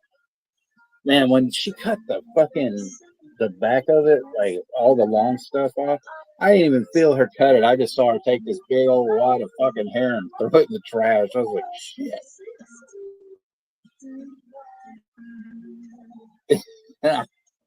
Yeah, well, it's like when it gets too long and I don't have any real good brushes, all my hair gets just all matted and shit. Last time I cut it, I did it myself, but I went to a professional today and whatnot. It was an expensive haircut because I got a shampoo and gave her a $10 tip and whatnot, and so, but it was worth it. So young Julio. Yeah, that's what the lady. It's so funny. The lady kept telling me, "You look 10 years younger," and I wanted to say, "Well, ma'am, I'm 60 years old, so I only look 50. You can do a little better than that, can't you?" But I was nice.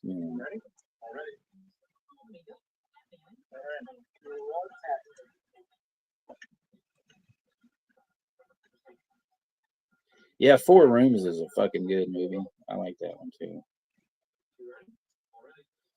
But I'm a huge Sam Rockwell monk, so I like him a lot. Here's a pair. Oh, thank you. She didn't have to wear glasses. They got it. Man.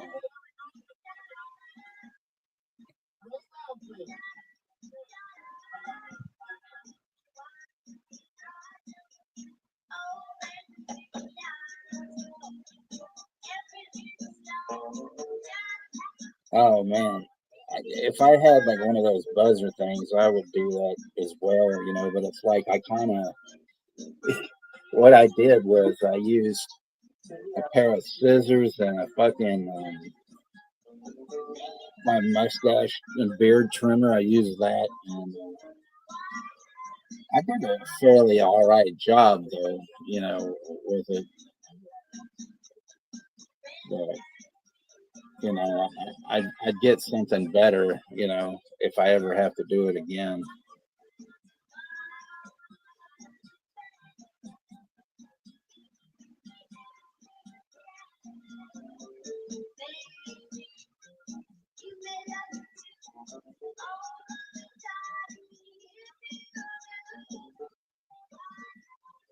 Oh, I hear you, man. You know, physical media is, our drug addictions. So that's good because it's to be used, taking real drugs, This is the girl. But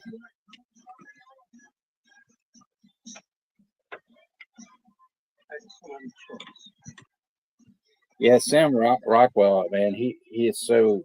I think he's fucking great in pretty much everything he's done. Especially, I really love this movie called The Way Way Back that he's in. That's really good. He's fucking hilarious in it.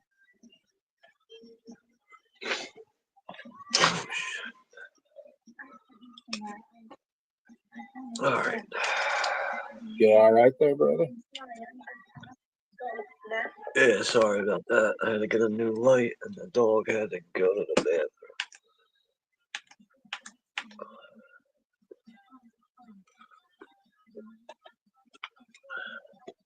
45-cent tapes at least. Wow, that's pretty cool. All right, where are we at? This All right, so we got like an hour to go, I think. Let's see where we're at. Yeah, I think there's an hour left. Yeah. We're at 128.43, or at least that's where I'm at. Yeah, I just kept it playing. Yeah, 128, 20 seconds, 21. Get out of my fucking cab.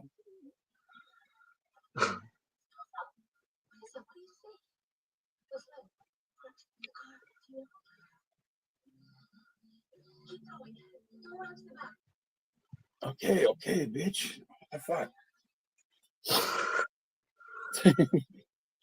Well, fucking cab drivers are always testy, Why are you in the car? Why did you bring this dog? Why is there? It's that, or they just don't want to talk to you. It's like you try to ask them like an important question or something, like, or if you're like a tourist or something, like, yo, do you know how to get here or where? What's that? Are you talking to me? Don't talk to me.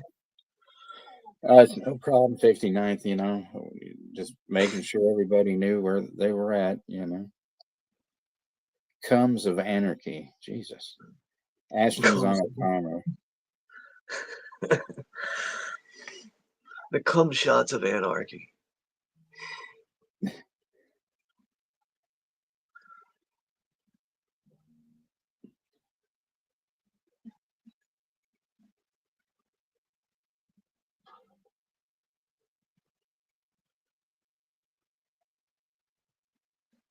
It's so weird. Like Naomi Watts is dressed like a fucking school teacher. It's like dress a little sexier, you dummy. I mean, when she had like those black pants on, like, yeah, maybe I could go for that. But like now this outfit, yeah, I hear you.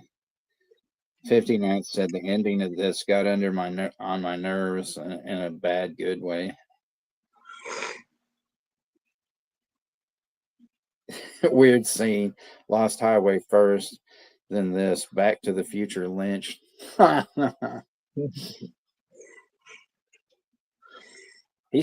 think you said you hadn't seen Inland, right? 59th. I haven't seen it myself. Yeah, that's why Naomi Watts was the one from The Ring. Wasn't it? I think she did The Ring the next year after this. I think that was 2010. Something like that. I guess she came off of this and did the Ring, which I never cared for that movie. No, I didn't like it either. I mean, the thing about it with me was I saw it in the theater, and I thought the first half was really good, and then it like slowed the way down, and then it picked up again, and I was just like, oh fuck, I can't even get into this because it slowed down so much. I remember seeing it in the theater, and everyone's freaking out in the theater when that come out of the TV. I'm like, what's the big deal? Something's coming out of the TV. Like, what? I mean, I just recently rewatched the Japanese one because Joe Bob showed it, you know, and it was good to have him talking about it and, you know, pieces. And then, like, at one point, I'm just like, man, this thing is so fucking long. I'm like, I'm not even going to finish it. I'm going to bed. You know, it's like, fuck it. Not like I'd never seen it. So Ashton said that little bitch haunted his dreams, you know.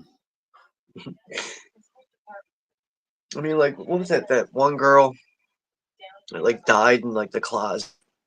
She did have, like, a crazy, like, terrifying look on her face. Like, that, to me, that was probably, like, the best jump scare of the whole movie. Joe Bob Lashley, that's right, Z. Watt Sucker Moxie. Well, you know, the weird thing is that the little girl was played by the girl that played Samantha Darko in Donnie Darko, and in the sequel, Samantha Darko. I can't think of her name, but Oh, S. Darko? yeah. I had that on DVD somewhere in my house, and I still haven't seen it. It's decent. It's not as good as Donnie, but it's still pretty good.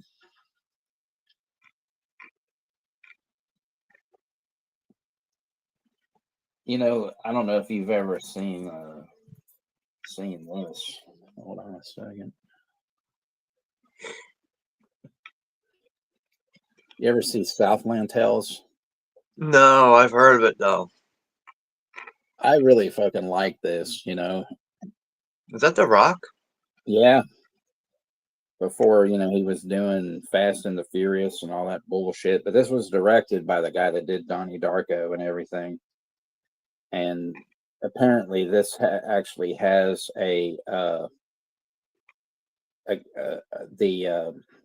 there's two versions. There's the 145-minute theatrical cut, and then the 158-minute con cut, which premiered at the Cannes Film Festival in 2006. And this one, I guess, went through a lot of shit. Like, they weren't going to put it out, and then they finally did, but like nobody, you know, paid any fucking attention to it. But I thought it was pretty fucking good. I know I've seen that artwork a million times. I can't remember if I've heard like positive things about it. I just know I've seen that artwork, and to be honest with you, like, I just, whenever I see The Rock in something, I'm always like, never mind. I just don't care. Oh, he's decent in this. It's not, you know, he's not over the top or, you know, jerking himself off or anything. So yeah, it's pretty good. Yeah, and we got Alex is here from Movie Odyssey TV. What's up, Alex? Thanks, Alex. Appreciate it. I think it's worth a watch. 59th, you know. The ring dings. Yes. Those are the best snack cakes, ring dings. Here, I got a ring ding, bitch. No, I'm just kidding. You know, they probably would make something, you know. Call your local pizza store and ask for some wing dings.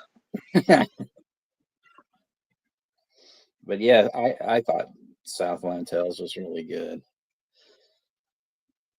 Anybody want to fight me on it? No, I'm just kidding. I'll have to like make a mental note of that. But I'm just saying, like, usually when I see like The Rock and something, I'm always like, never mind. I just don't care.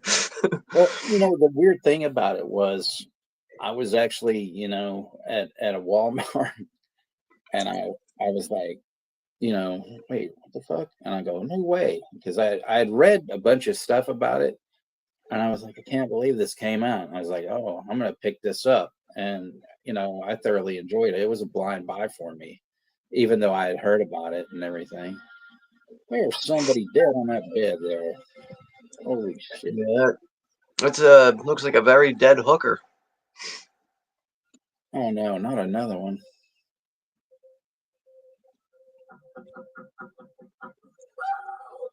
Oh, the way she did that, damn, sounded like a dog, you know.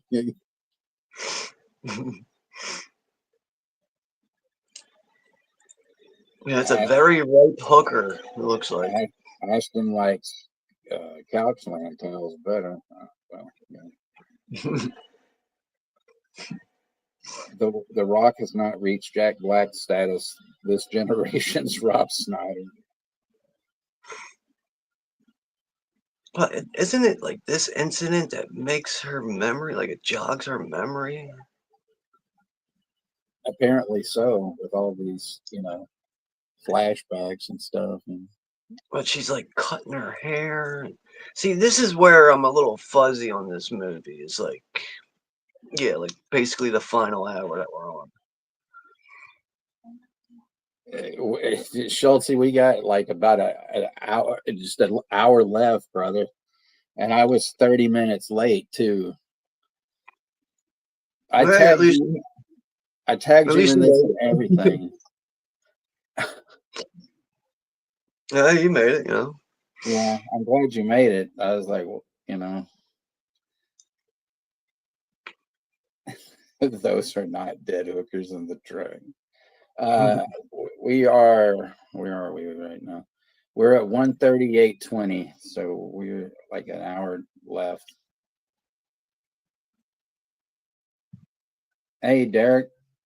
Hey, summer months are coming, man. I'm not gonna be sweating all over my face. Yeah, it's just hair. Yeah. Yeah, what's up, Shultzy and Derek over at Woo Riders? What's up, guys? No problem, Miss Schulte. It's all good. I'm just glad you showed up. No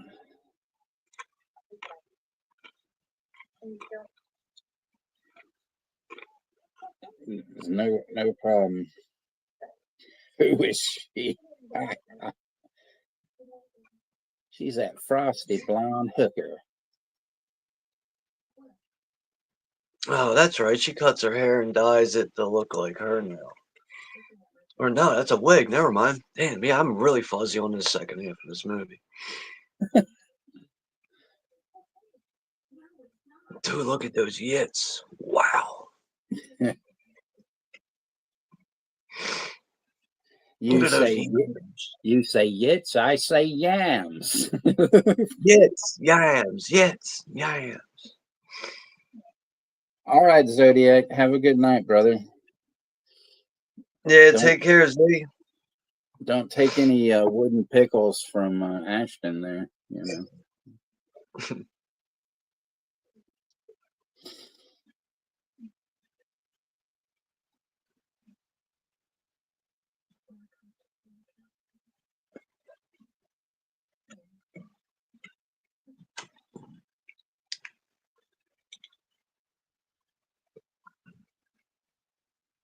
Okay. S. Darko DVD in hand. Actress Brianna of Vegman Sine. Okay. Oh, damn. Where's that dyke? Dyking it out. I'm gonna, I'm glad I won't ever get yelled at for watching this again, I should have just told her, thanks, Mom, You just wanted to watch those lesbians, I can't believe Naomi hasn't grabbed that yet. She's all touching the shoulder bones and everything, but no yet. I guess Jim couldn't make it in tonight because usually, when there's yams, he's in here for a little bit. No, he probably fell asleep or something. He's old. Like, sometimes I don't know how he does it. Like, between, like doing a stream, watching content, watching movies. Like, I don't know, man. That can be a lot to juggle. Yeah.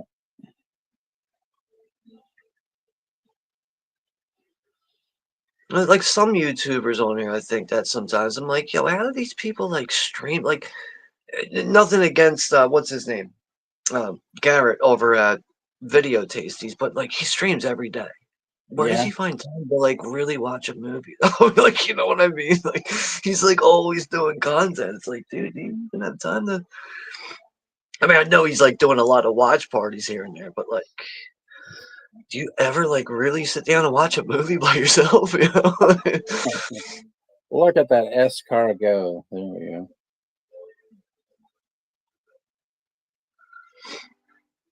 Well, there's all those goofs that are, in Krama, and they go every day, sometimes doing fucking 7-hour streams and shit. It's like, you're nuts. And all it is usually them bitching at other people. You don't like my channel? Well, fuck you. No, fuck you. It's like, it's just, okay. Oh, shit. A few nights ago, I was watching Danger Ranger, and fucking that idiot, his girlfriend was drunk, and he's yelling at her, and he's all, shut the fuck up. I'm telling you, shut the fuck up. I'm going to knock you out. And she's like, you're not going to hit me. And he goes, well, I'm not going to hit you right now while all these people are watching. And I was like, damn, and I, like, and I'm yelling out loud though. Like, so like me and like several others go, somebody call the fucking cops, Just imagine what really happens when they're not live. I know. Oh man, you'll see her, and she's got bruises all over her and shit. And I mean, but they're both doing some kind of illegal substances. I don't know what, and I'm not gonna, ponder to guess. But they're probably doing meth and staying up all night and yelling at shadow people. Probably, but man, it was like fucked up. Like, I'll knock you the fuck out. And I'm just like, Jesus. Silencio.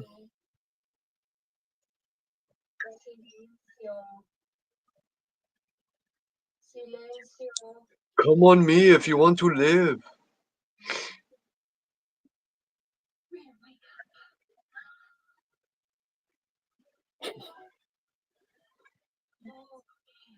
No.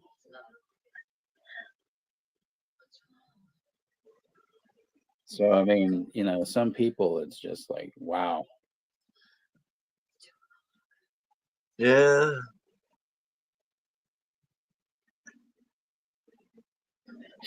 I think they only have 1 or 2 moderators, but they don't give a shit.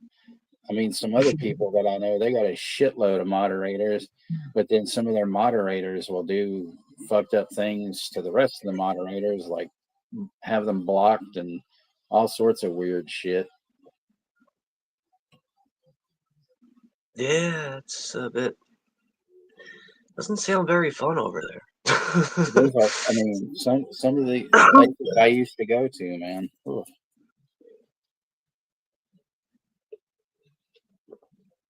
But 71, she said, stay out of those places. Don't get involved with nobody. So I've taken that advice. So a lot of times, if 71 says something to me about some place or somebody, I go, I don't care. I don't care.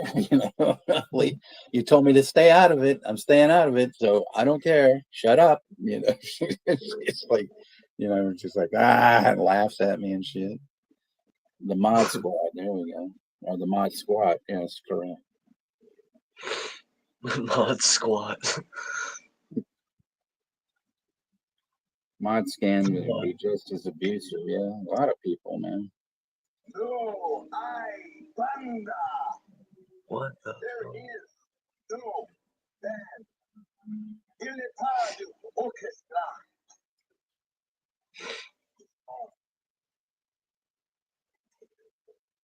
Oh yeah, this scene and shit. Like it's sometimes I don't know how David Lynch, as a director, can direct people like actors and be like, all right, in this scene, you're gonna do this weird ass shit. Like, oh, okay, I got you 100%. Like, I don't know, just like this scene with this guy on stage and this Dick Kane and the shit he's just saying. It's just, I don't understand how he makes sense to his actors sometimes. Right. I want you to take this knife and I want you to cut out this cat's eye. It kind of sounds like it. So. Eat it.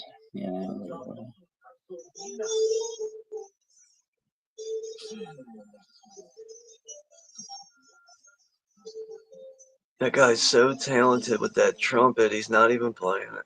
Right? And he just throws that cane in the air. Where did it go? Nobody knows. No, Bunda. What?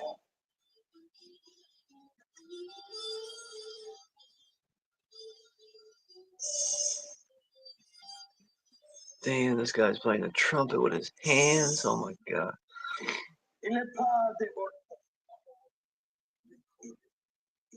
Yeah, then it's like, it's all recorded. He always would do stuff like that, just these weird little catchy things. Like there was a deal in Blue Velvet where Jack Nance, goes like out of nowhere. He's staring at Kyle MacLachlan, and all out of nowhere, he's like, "I'm Paul." It's just like, what the fuck? Yeah, I know what you're talking about.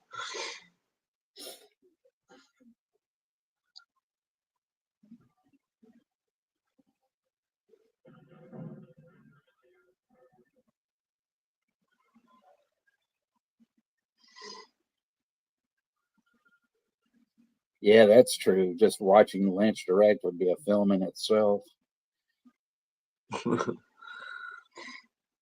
And then he says there's a YouTube clip called David Lynch being a madman for 20 minutes or something like that, and it was great.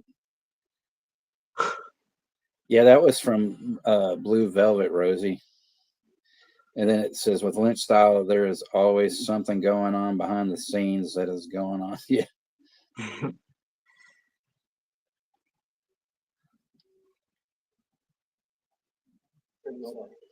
The way he lights this up is crazy.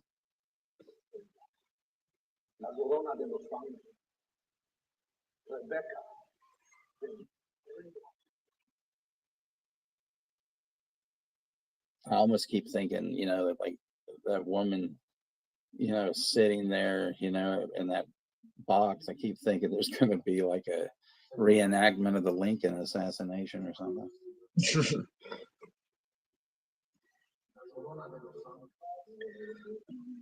Yeah, this whole part here, I actually would really like to have subtitles for. The only thing I can tell you is said something about blood, and then Rebecca, and that's all I got out of that. Yeah, I couldn't understand what that guy was saying.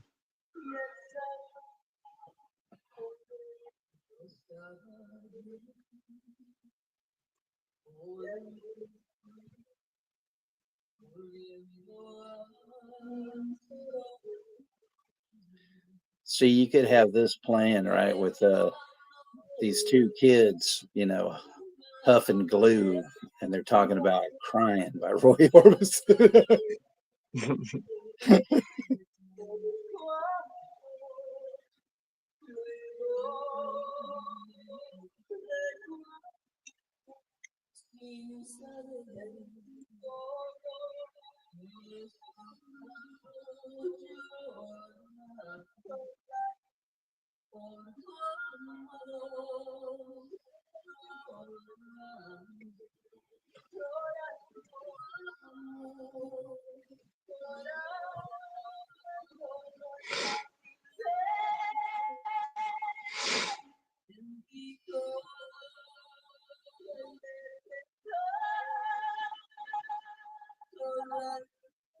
Fight Club, Pink Soap. Yeah, there we go.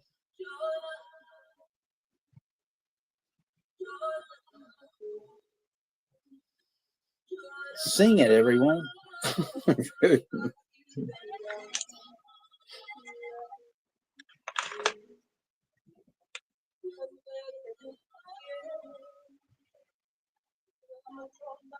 Thank God it wasn't Gloria Estefan. I can just say that though. Or Marissa Tomei. Right. Marissa Tomei. Yeah. It's a toe jam.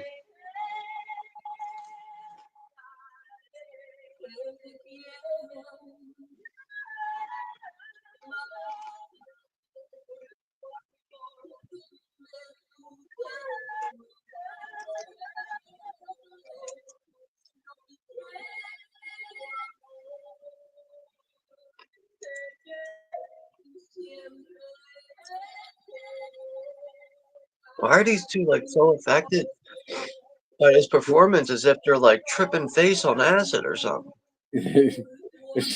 Well, you know what she's singing, right? That Elvis song? No, she's singing that Roy Orbison song, "Crying." That's what I was saying because I was, talking about Gummo. I said, imagine two kids here, huffing, huffing glue and talking about crying. It's tough.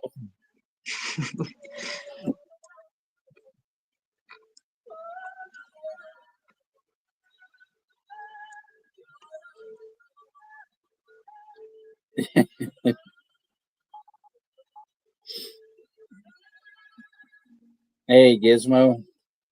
Gizmo's in the house. 59 says her voice is creepy, distorted. Carrie Fisher in the Star Wars Christmas special. Hey, what's up, Gizmo?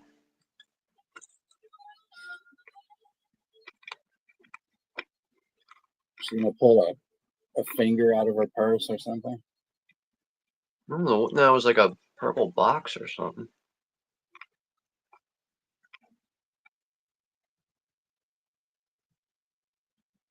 There's this blue box. Yeah, we watched Gummo not too long ago. We did a watch party for that. Yeah, we didn't kill any cats.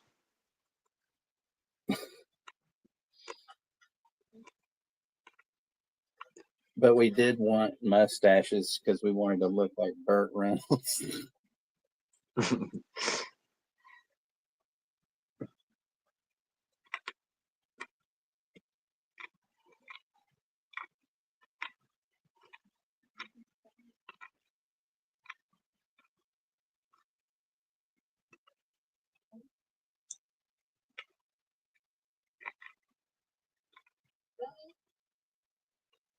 Betty,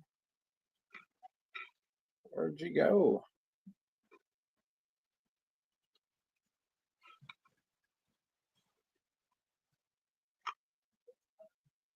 Gum and gummer. Eddie, is your David Lynch shroom still hitting you hard?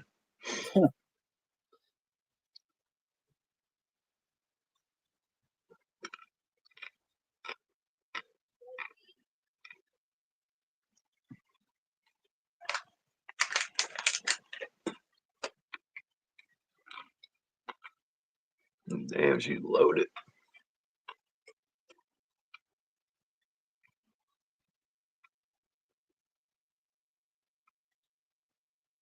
I can't believe she just overlooked all that money for that little blue stick thing, that key.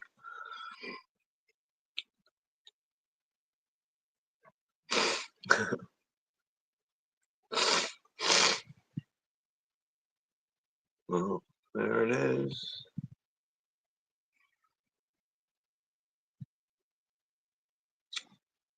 Maybe Peter Dinklage is inside that blue box.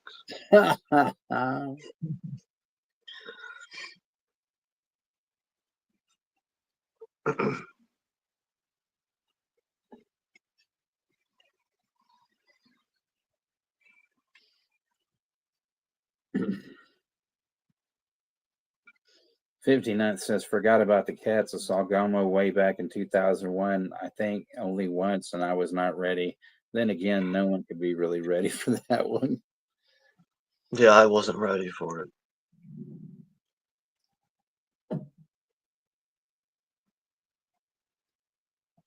That box just like swallow her whole or what?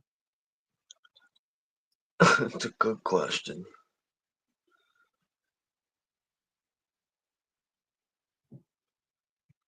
I could have swore there was two blonde-headed dykes in this room.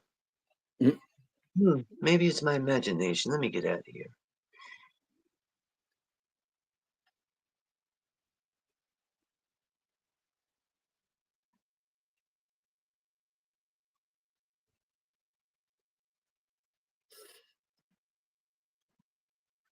Oh, the dead girl's still in the other bed. Oh my god. That's just weird. Time to wake up, dead girl. It'd been funny if that was Angela Lansbury and she was playing, the character from Murder, She Wrote, you know. Oh, God. Leave me alone. I'm over here writing murder.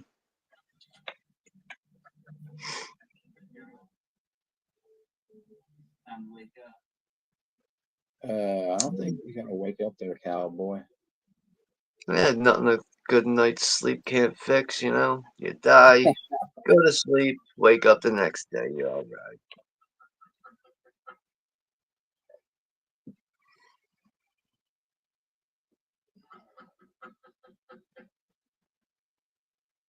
The finger in the dike, man. Yeah.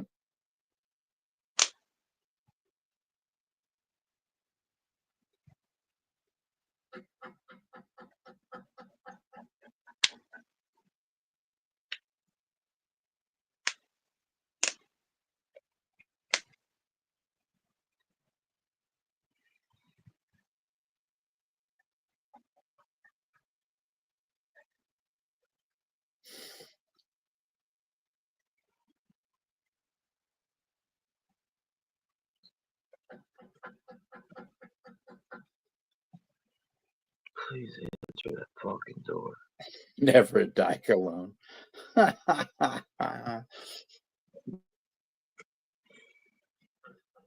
She looked like she had a hell of a night. You know, who is it? What do you want?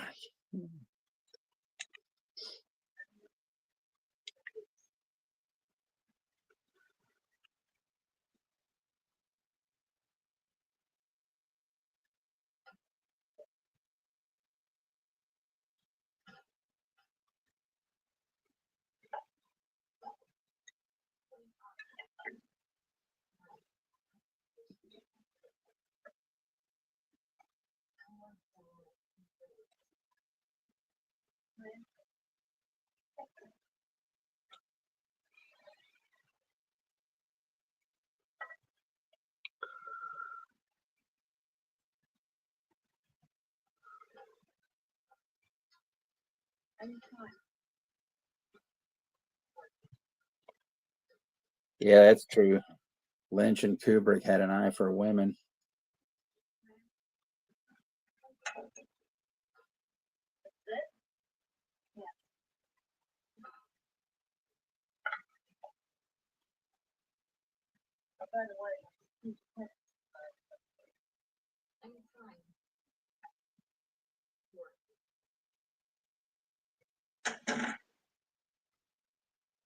See, I mean, the way this unfolds, I don't get it because I don't know why this chick was having her move out or whatever because they weren't even living together, supposedly, you know. Got me by the balls.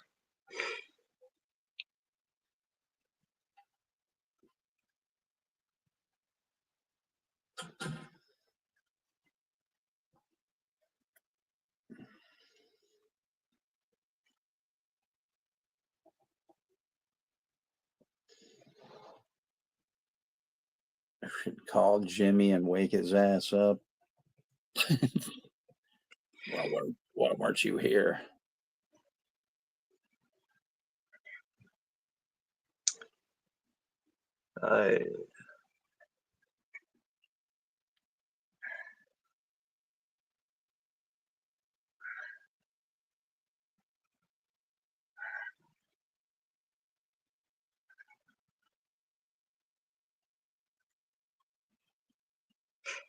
What the fuck?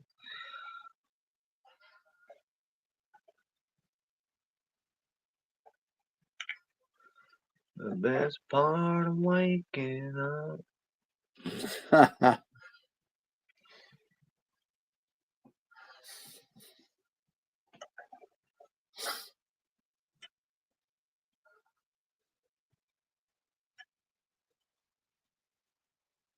Why does she have 2 coffee makers in the kitchen?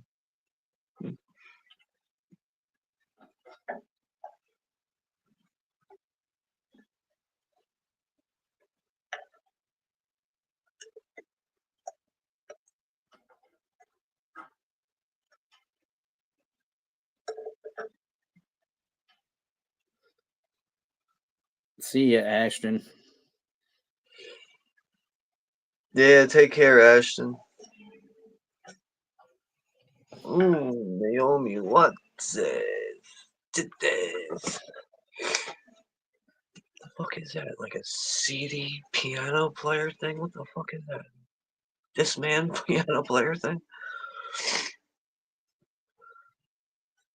Oh, hachi machi. Oh, hello.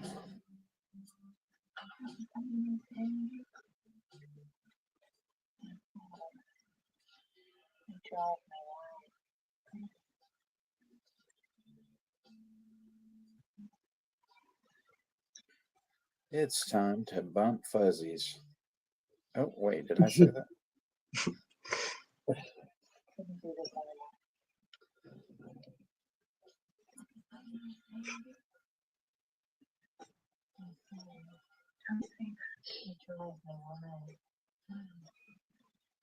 No, don't say that. Keep going. Don't, Diane. Stop it. Diane, stop. Shouldn't do this. Tried to tell you this before.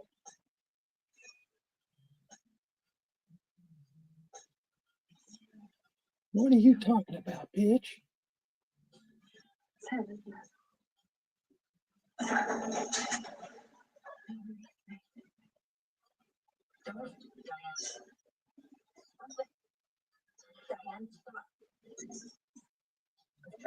trying to show you how to do it.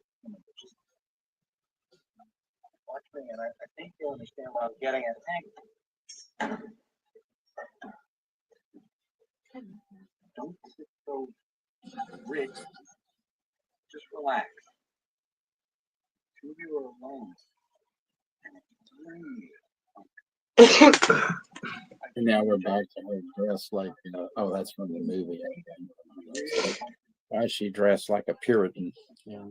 Hank, there's too many people around here. Let's get this worked out. Everyone have a cup of coffee. Everyone, please. Can Diane stay? Hank, let Diane stay. Don't say anything. It's real comfort.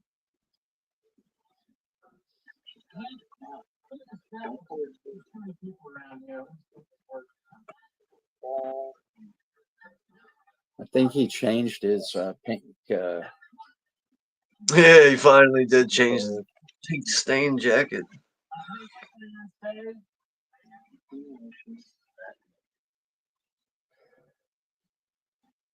Okay.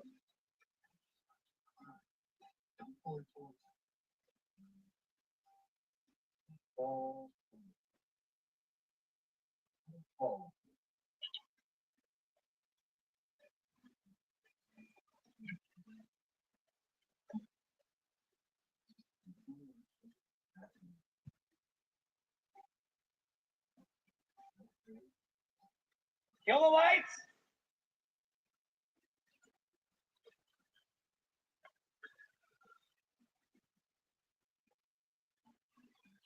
Ah, it is him. Don't be mad. Don't make it be like this. I'm sure. You won't even have to see the video. Fucking way, it's not gonna be. It's not easy for me. Diane.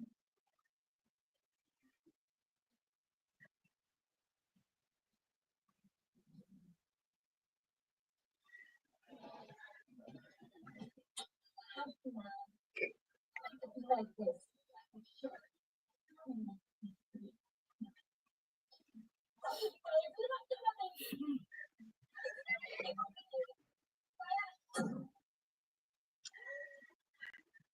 Pick up that candlestick and hit her in the head. No.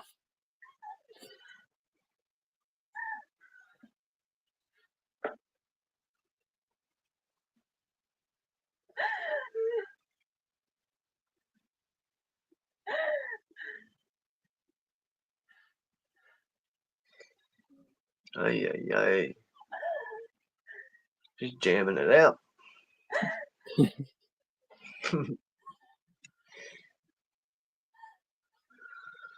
Thinking about rocks, or something.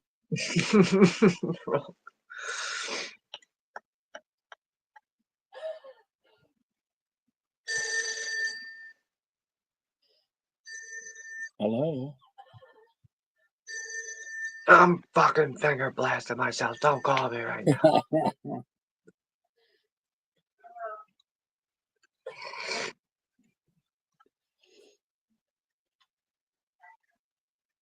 I used to have one of those South Park finger bang T-shirts, you know.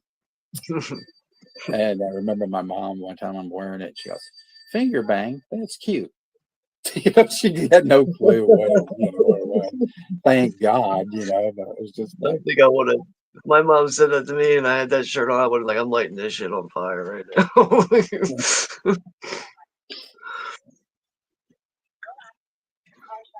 I just was like, mm.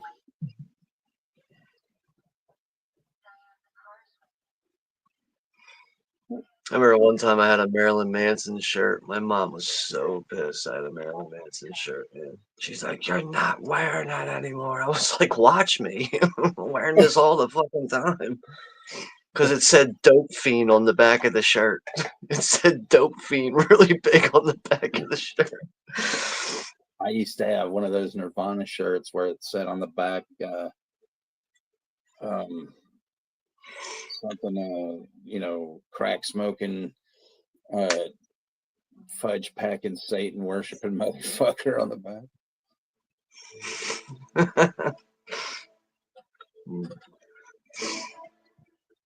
I just remember one day, like, my mom's bitching about the Dope Fiend line on the back of the shirt. I'm like, what the fuck are you talking? Like, I forgot it even said that shit on the back. Because I was just like, yeah, Marilyn Manson shirt. Yeah, I'll buy that and wear it. Like, Dope Fiend. Like, I was like so young at the time. Like, oh, whatever, Dope Fiend. Yeah, I guess it's that Dope Show song or whatever. And my mom's like, "You're not wearing that Marilyn Manson Dope Fiend shirt outside anymore." I was like, "Yeah, right. Watch me wear this tomorrow."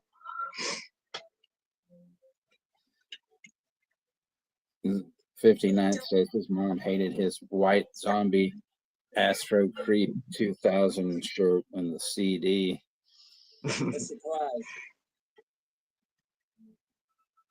Oh, now she's in the situation, which I don't even know how she got there.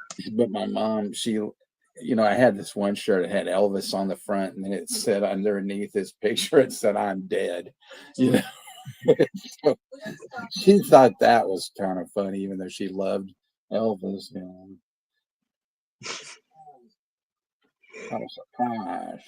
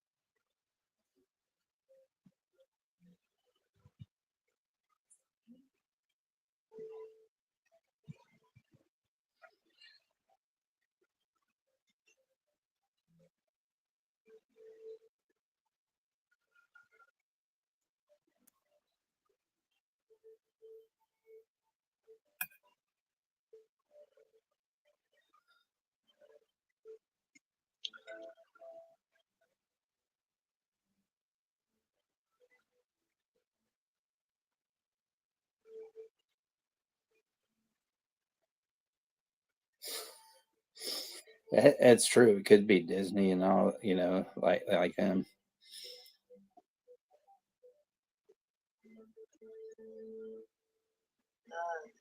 Perfect timing. Diane?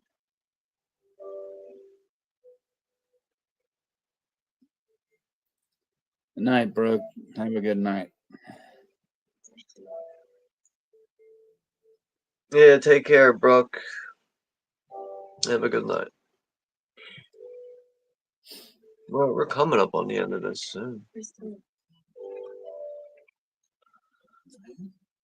Yeah, it's about like 15 minutes or something like that.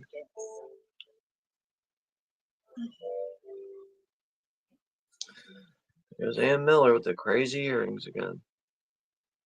I don't believe in that one either. I'm Diana. Well, just call me Coco. Everybody does. Pleased to meet you. Call you Coco, or call me Cuckoo. Starving.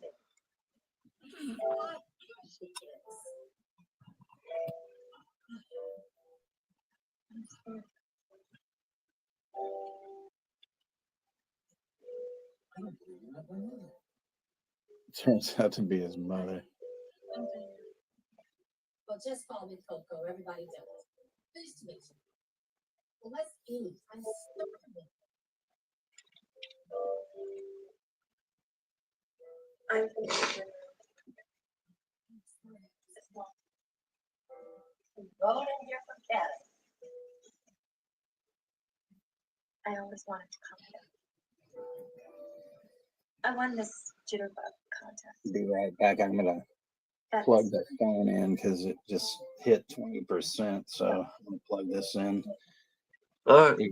Even though I know we'll, once we cut this off, we're probably going and all, so no big deal. But I don't want it to die before we hit the end here. Yeah, that would suck for that to cut off the very last few minutes. I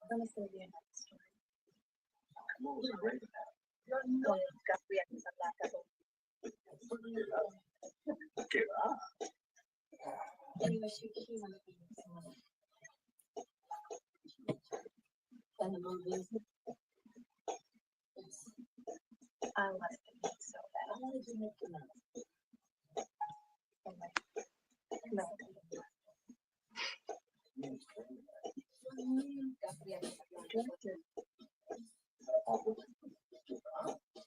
Yes.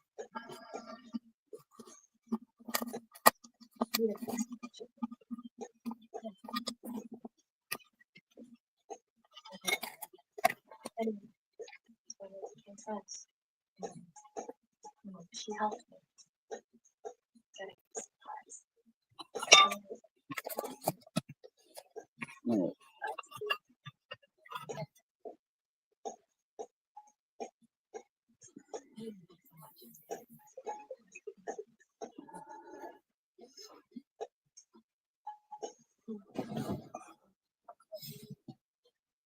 So I got the pool, and she got the pool man. I couldn't believe it. I wanted to buy that judge, of course.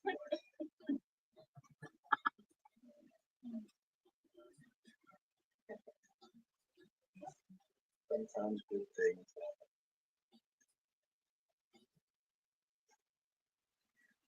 happen.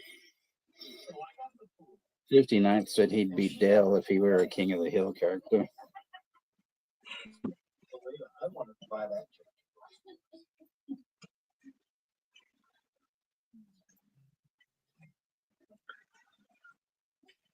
Sometimes good things happen.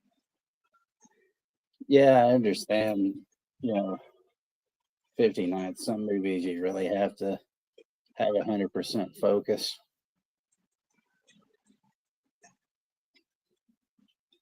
Man, this chick just likes to kiss women all over the place. I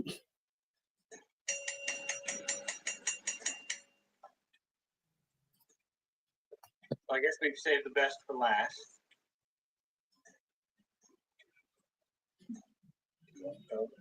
No.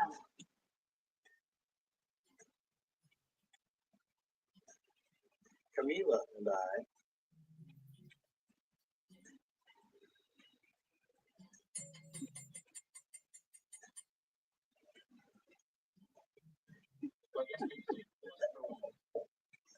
are going to be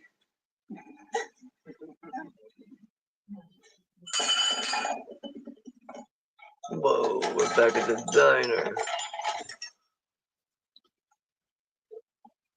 Sorry about that.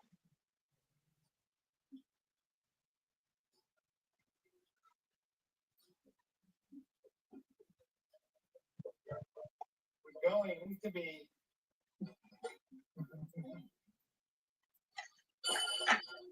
This is the girl.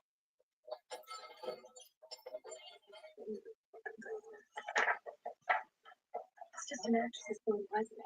Everybody's got one.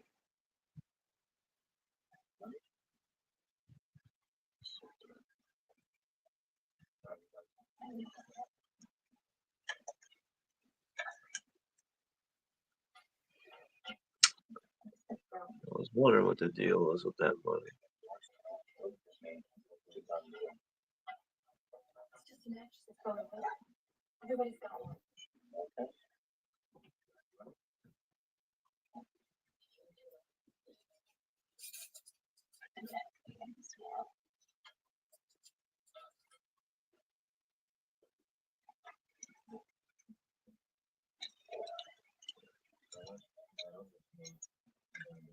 When it's finished, we'll find this one I told you.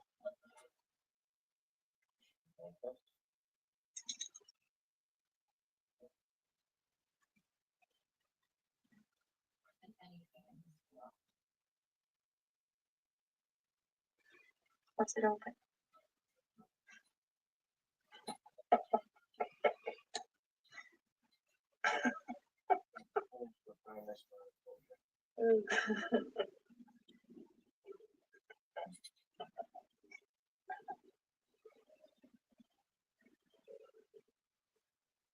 Oh no, going out back at that diner again.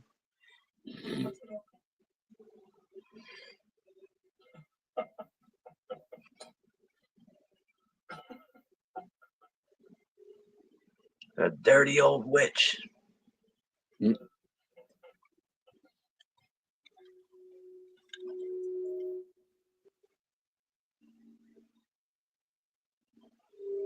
Maybe it's just the actor from that movie Ghost in the subway.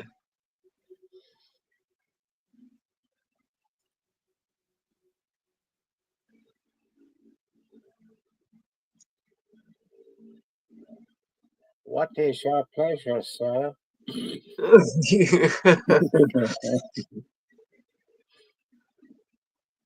What the fuck?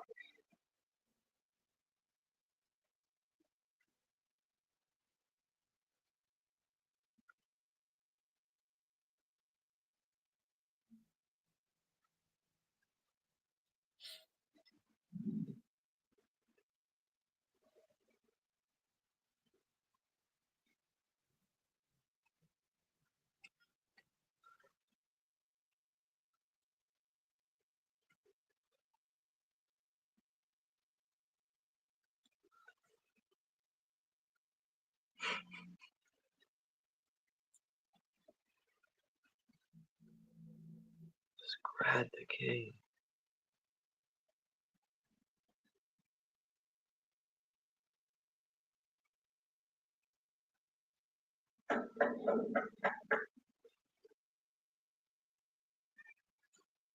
I mean, there's so much of this you don't even know if it's just a fever dream or what, you know. Tell me about it. What's with the little old people? What the fuck?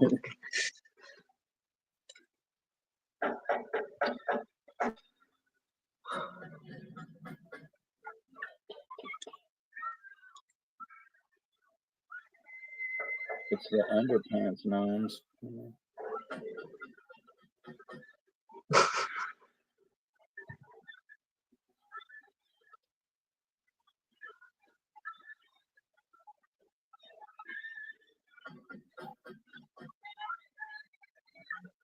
It's like I'm watching an episode of like the Tim and Eric Awesome Show or something right now.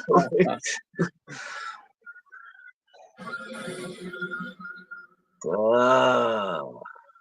All makes sense with the dead girl in the bed now.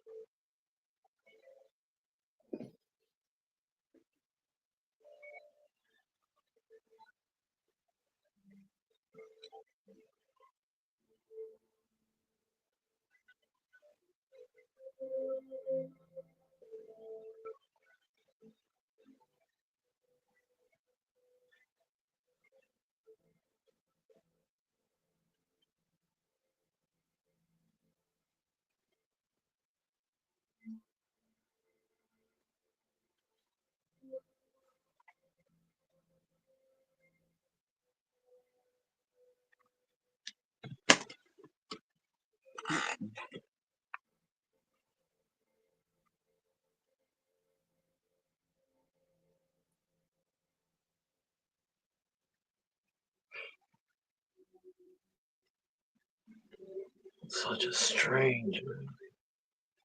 Yeah.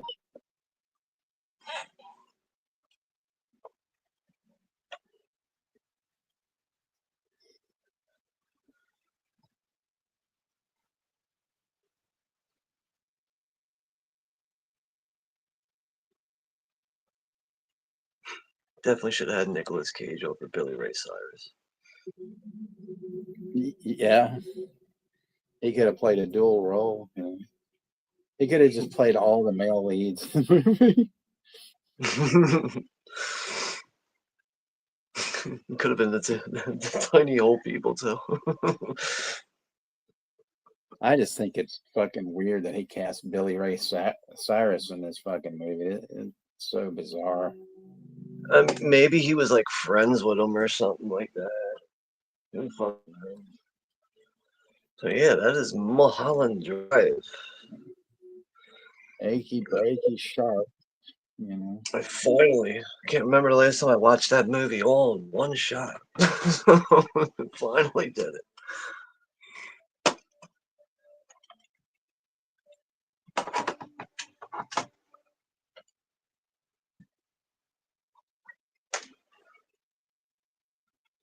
I mean, shit. Fucking Robert Forster, he wasn't even in this, you know, but what, like 2 minutes or something? Yeah, very briefly as a detective.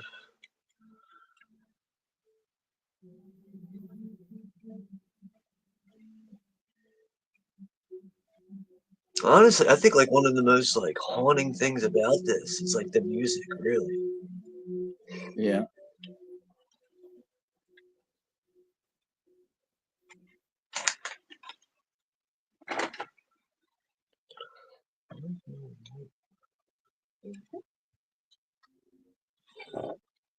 Yeah, that's true.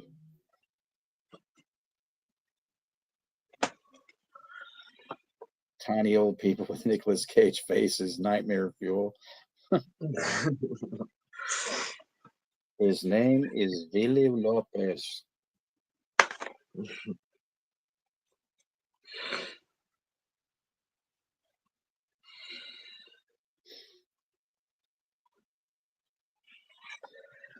But I mean, I don't know. Nicolas Cage should have been doing that stupid Christmas movie in 2001.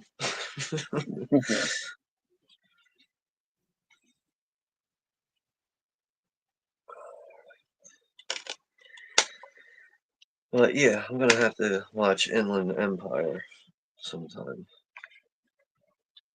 But at least, you know, the makeup effects were done by Howard Berger and Greg Nicotero, KNBFX. Really? Yeah.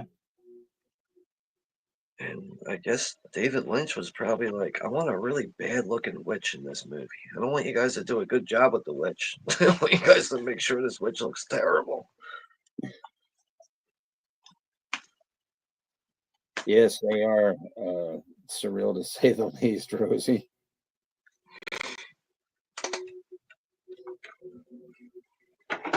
He 59th says he has Totally Inland is in line next, you know, so. Yeah, I still haven't seen that one, so. And I mean, to be honest, I've never actually really been a fan of Eraserhead. That's Oh, I really, love Eraserhead. it's like one of the Lynch movies where I'm just like, yeah, I could kind of do without this one. And to be honest with you, I'd say my favorite Lynch movie is actually The Elephant Man. Yeah, I mean, after rewatching that when we did that one, I mean, I couldn't believe how amazing that movie was, you know. Yeah. I mean, it's just like, you know, like the Elephant Man goes through just like such hell in that movie. And then once he's at peace and he dies in his sleep, and it's just like, oh my God, it's like, really? It's like, that's what it took for this guy to be at peace? He had to just die? You know, the whole world's a piece of shit. And, you know, he tried his best to be like, you know, to fit in with regular human beings and be like sophisticated and everything, but he just realized he's, you know, it doesn't matter what I do, I'm always gonna fucking be this one weirdo, this outcast in the world. But even like Anthony Hopkins in that movie is really fucking good. This is so funny. So after this ended, all these other movies like popped up on the screen. There's like Pink Flamingos and Tenebrae, and there, you know, I guess all these rips and shit. Above the Law, Fight Club. Tenebrae. That'd be a weird double feature. Pink Flamingos and Dario Argento's Tenebrae.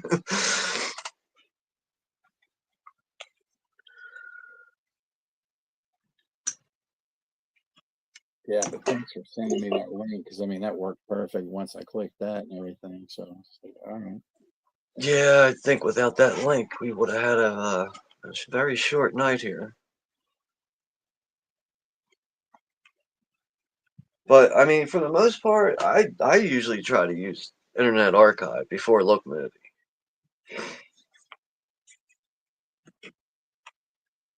Yeah, I mean I've been trying to do that and just not finding the. But yeah, that's the only problem with Internet Archive. They just don't have everything you're looking for, and LookMovie usually has what you're looking for.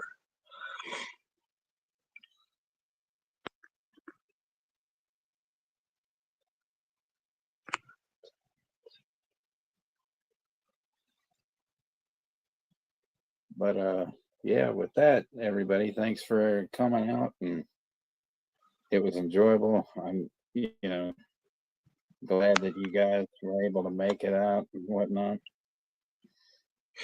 59 says Elephant Man is powerful, but visual-wise, and environment Eraserhead is like watching someone live out a nightmare.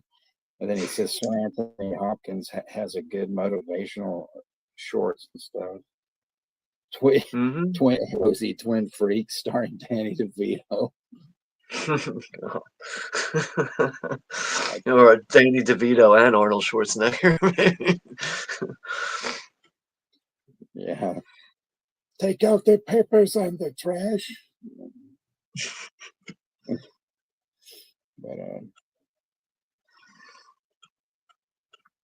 But yeah, I gotta get ready to call it a night. It's like 1:30. All right. Well, thanks again, everybody, for showing up. And I'm not sure what I got going on next week, but you know, I always have something up my sleeve somewhere and everything. So I know Friday I got Friday the 13th scheduled for the 45th anniversary. So it's either going to be that or possibly, if I switch that out, it'll be the 30th anniversary for fucking Clint Howard's Ice Cream Man.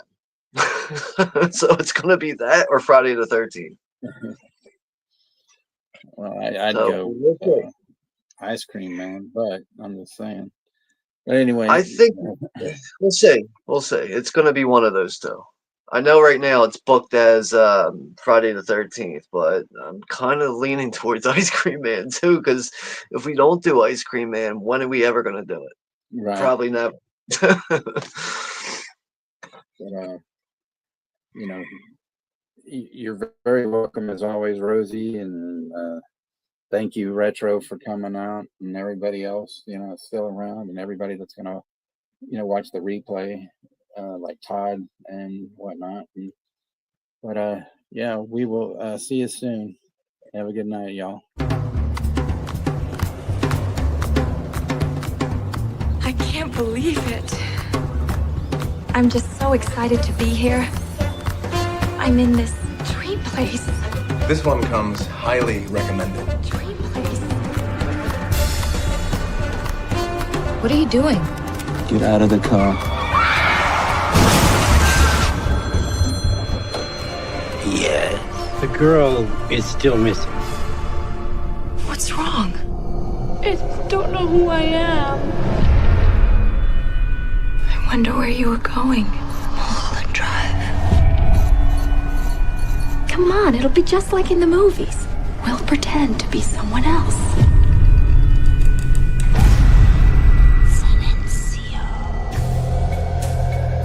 This is all an illusion.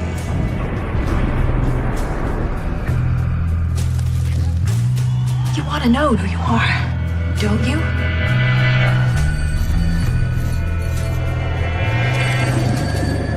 Where's this going?